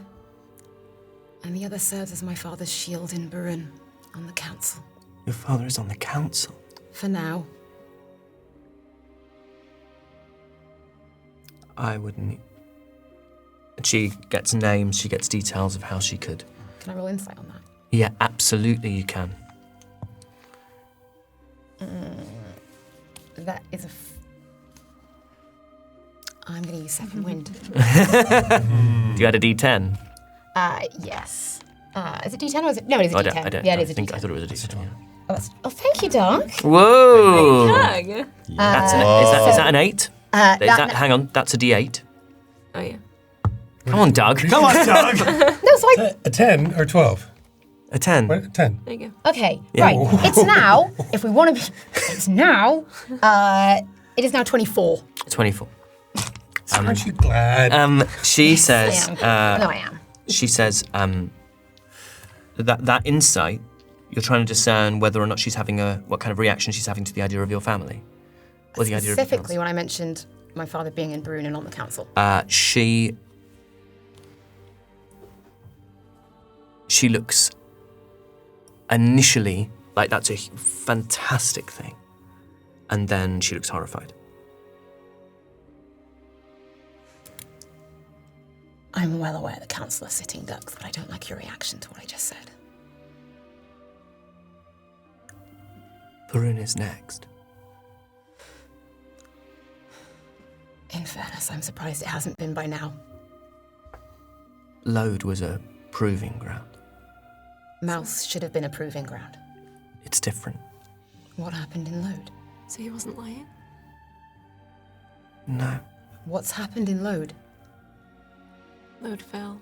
Lode's never fallen. Lode fell because of somnium. It was harvested by the gloam, it was transported to Lode. It was fed into the water supply. Somehow, the gloam infiltrated in this time over months. And then, by the time the population had been weakened, by the time the guards had been neutralized and were incompetent, the gloam rose. It was for this that, and she goes to call him Vigil, that Nox was promised Burun. And that same tactic was to be used there. The supplies, I believe, have not yet been sent. Where are the supplies? In the caves. It's from where they've been harvesting them. It's from there. This is where this... I don't know how much he told you. She looks at Dolly. Enough. I inferred the rest. I don't know how much you could have trusted. But the truth is, he discovered this strain very soon after I got here. In the caves, in autumn. In Mother, the forest. And he seemed to be able to resist it, and the rest of us, myself included, could not. It is too powerful. It is that you see in the very worst excesses of some of those here. It's those that we need to save first. She's telling the truth. Then we need to get rid of those mushrooms, don't we? Burun can't fall. No. We can't let that happen.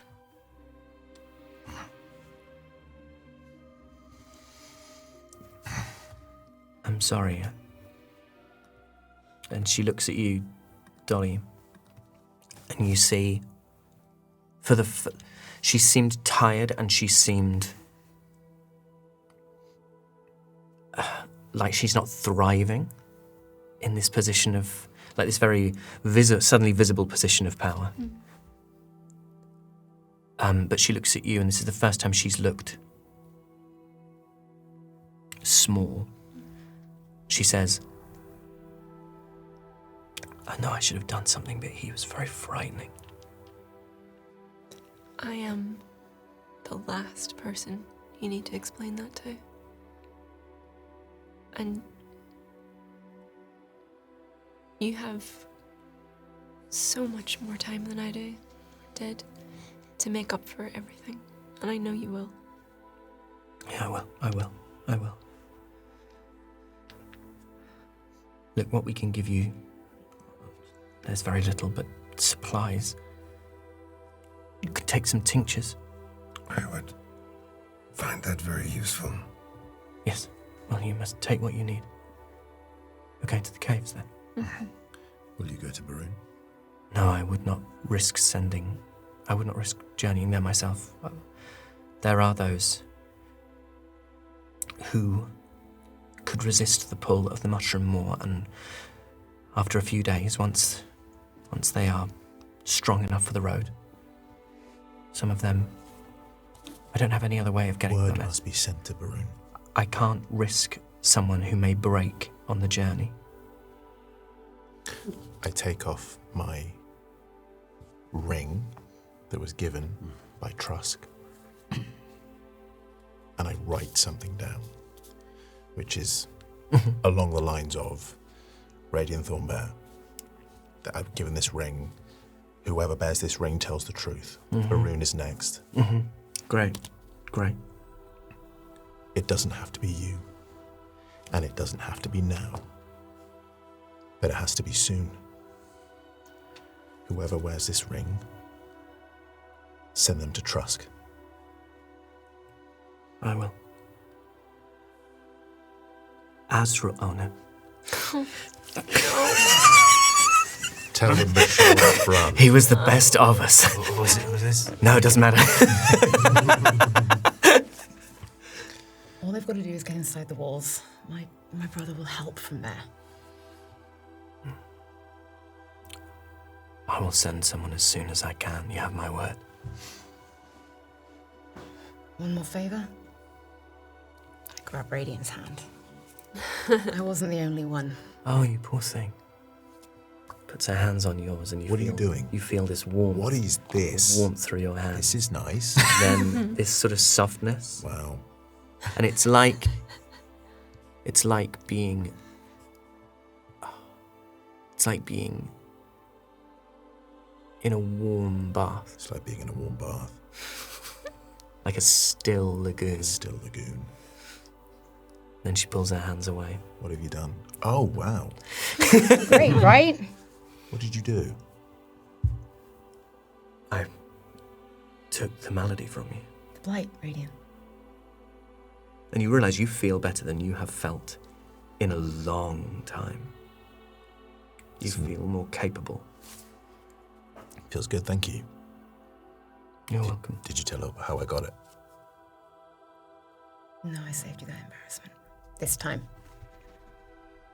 Did you eat something or... I licked it. Oh, Yeah. that's bad. But you say this ring will speak to your quality. No, it won't. And I actually quickly write a letter to my brother with like, you just... Yeah. Because I just feel like if you're going to go to my brother, it's got to be from me. Yeah. So I just write, strong as the oak, as free as the forest, sign it, Yeah. and I give it to them. Yeah. Fair enough, that is a way better plan. Brother, that's the council. Brother, that's Mouse. Eden and Derwin. And which was the one who forgot the birds and the birds died? Kylan. Kellen. There's another one. There's a lot of them. You need the one who looks after Mouse, and the one who looks after my father. It's a good house. Good dog. There's a good dog. It's a good house. Some fantastic pickled eggs. Eggbound has to be the name of this episode. This is not actually this episode. Watch it be the name. Veto. I write it. It's vetoed. Eggs are vetoed is the title. Eggs are vetoed. No more eggs. Not one egg. One egg more. No. One egg more is a good number. Anyway. So the rest of the evening, you prepare yourselves for the road. You're given supplies. I mean, to be honest, supplies here are kind of irrelevant because everything is just so lush and so green. But you make yourselves comfortable. Is there anything people want to do before? Make sure that Parvis's body's prepared. And what is it that you would like to do with Parvis' body? Is there anything specific that you want to do with it? You want to... Because you can ask for the people here. The people here can help if you want to have it embalmed or to have it in some way honoured. An embalming process. I mean, how sealed within... I'll tell you what it would be like. It would look like when Frodo's covered in Shelob twine. Okay. Yes, so I'd like to ask for that and then ask if there is some, and I doesn't want to be of trouble, big scale. And I request some sort of sling type thing that can be used to help Kelnis sort of carry the body without it just being constantly on. I don't want to be inappropriate. But would it not be easier to put him in? I did think this. I think there is more dignity in that than strapping him to my back or to a litter. We also don't know what we're going to find, who we're going to find. The idea of Kelnis not being able to fight properly because of that is not ideal. And who knows, he might appreciate the wine. We'll make sure he's secured. Okay, yeah. Okay. Embalmed and into the bag of holding. So the sun goes down and the stars come out, and you rest for the last night in Haven. And the next morning, you wake and it's bright. It's always bright, and it's always warm. And as you descend the treehouse, you see that Celandine has risen early to see you off with Marielle, with a few others who you recognise, with those who helped you, with the Hortensia. I believe there was a gnome who got very angry at you. He Standard. he looks contrite. Simeon. Simeon, thank you. Yeah, Simeon's there to. Can't remember his voice. I can't remember Marielle's either. But I went West Country, so I'll go broad Liverpudlian. I am sorry for my harsh words. It was hard to know the truth. Maybe Stoke. That's okay, Simeon. I forgive you. No. No, I don't. I No, don't wait, say I that. don't. You don't need to apologise. You have nothing to apologise for. Thank you. And the gates of Haven open. And they've told you the very direction to go. You head northwest towards the river. And the last thing you see, like at House Grenweird, more gates closing, more people watching as you leave. And you walk out into summer. And that's where we'll end our session. And as we do, I knew you were going to do something I could lonely see. Radian, and he's not even sure if he heard it. A faint little crack. And that's where we'll end our session. Thank you so much, everybody, for joining us for episode 33 of our adventures in the world of Reliquiae. That was very fun. It was very lovely. That was so needed, I think. It was really needed. After what was episode 32 and then such a long time Such a since long we played time. D&D together. We've had such a lovely time being at the table with each other. Yeah. And I think we are, if I may speak for us all, eager to unpack this over on our Action Surge, which will be out same time next week. So it'll be out on Tuesday, and unless you're a member of our Patreon, because if you're a member of our Patreon, then it you can. I mean, if you want to, you can listen. And we don't know everybody didactic, but you can watch it right now. You can watch it right now. You can get access to it now. And is this going to be going Yes, so it will be going out in July. So the Patreon sale is currently on. Yes, if so you're a new member. Yes, if you are a new member, there is a glorious sale on our Patreon. So if you have never eaten from the fruit of the Patreon tree, but you would very much like to get your teeth into some natural six, then Bite down. bite down, baby. And if you've made it all the way to the very end right here, I'm sorry. just in chat, in comments, just put Edgar. Who's Eggers? Who's the Oh. director? Robert Eggers? Oh yeah. Oh yeah. Interest you in egg and this trying to interest you in an egg. And Can I interest you in an egg? In this in trying big time, egg. in the concept of egg. Right. Thank you so much for joining us. We'll see you soon for more adventures in the world of Reliquia. Bye, everybody. Bye.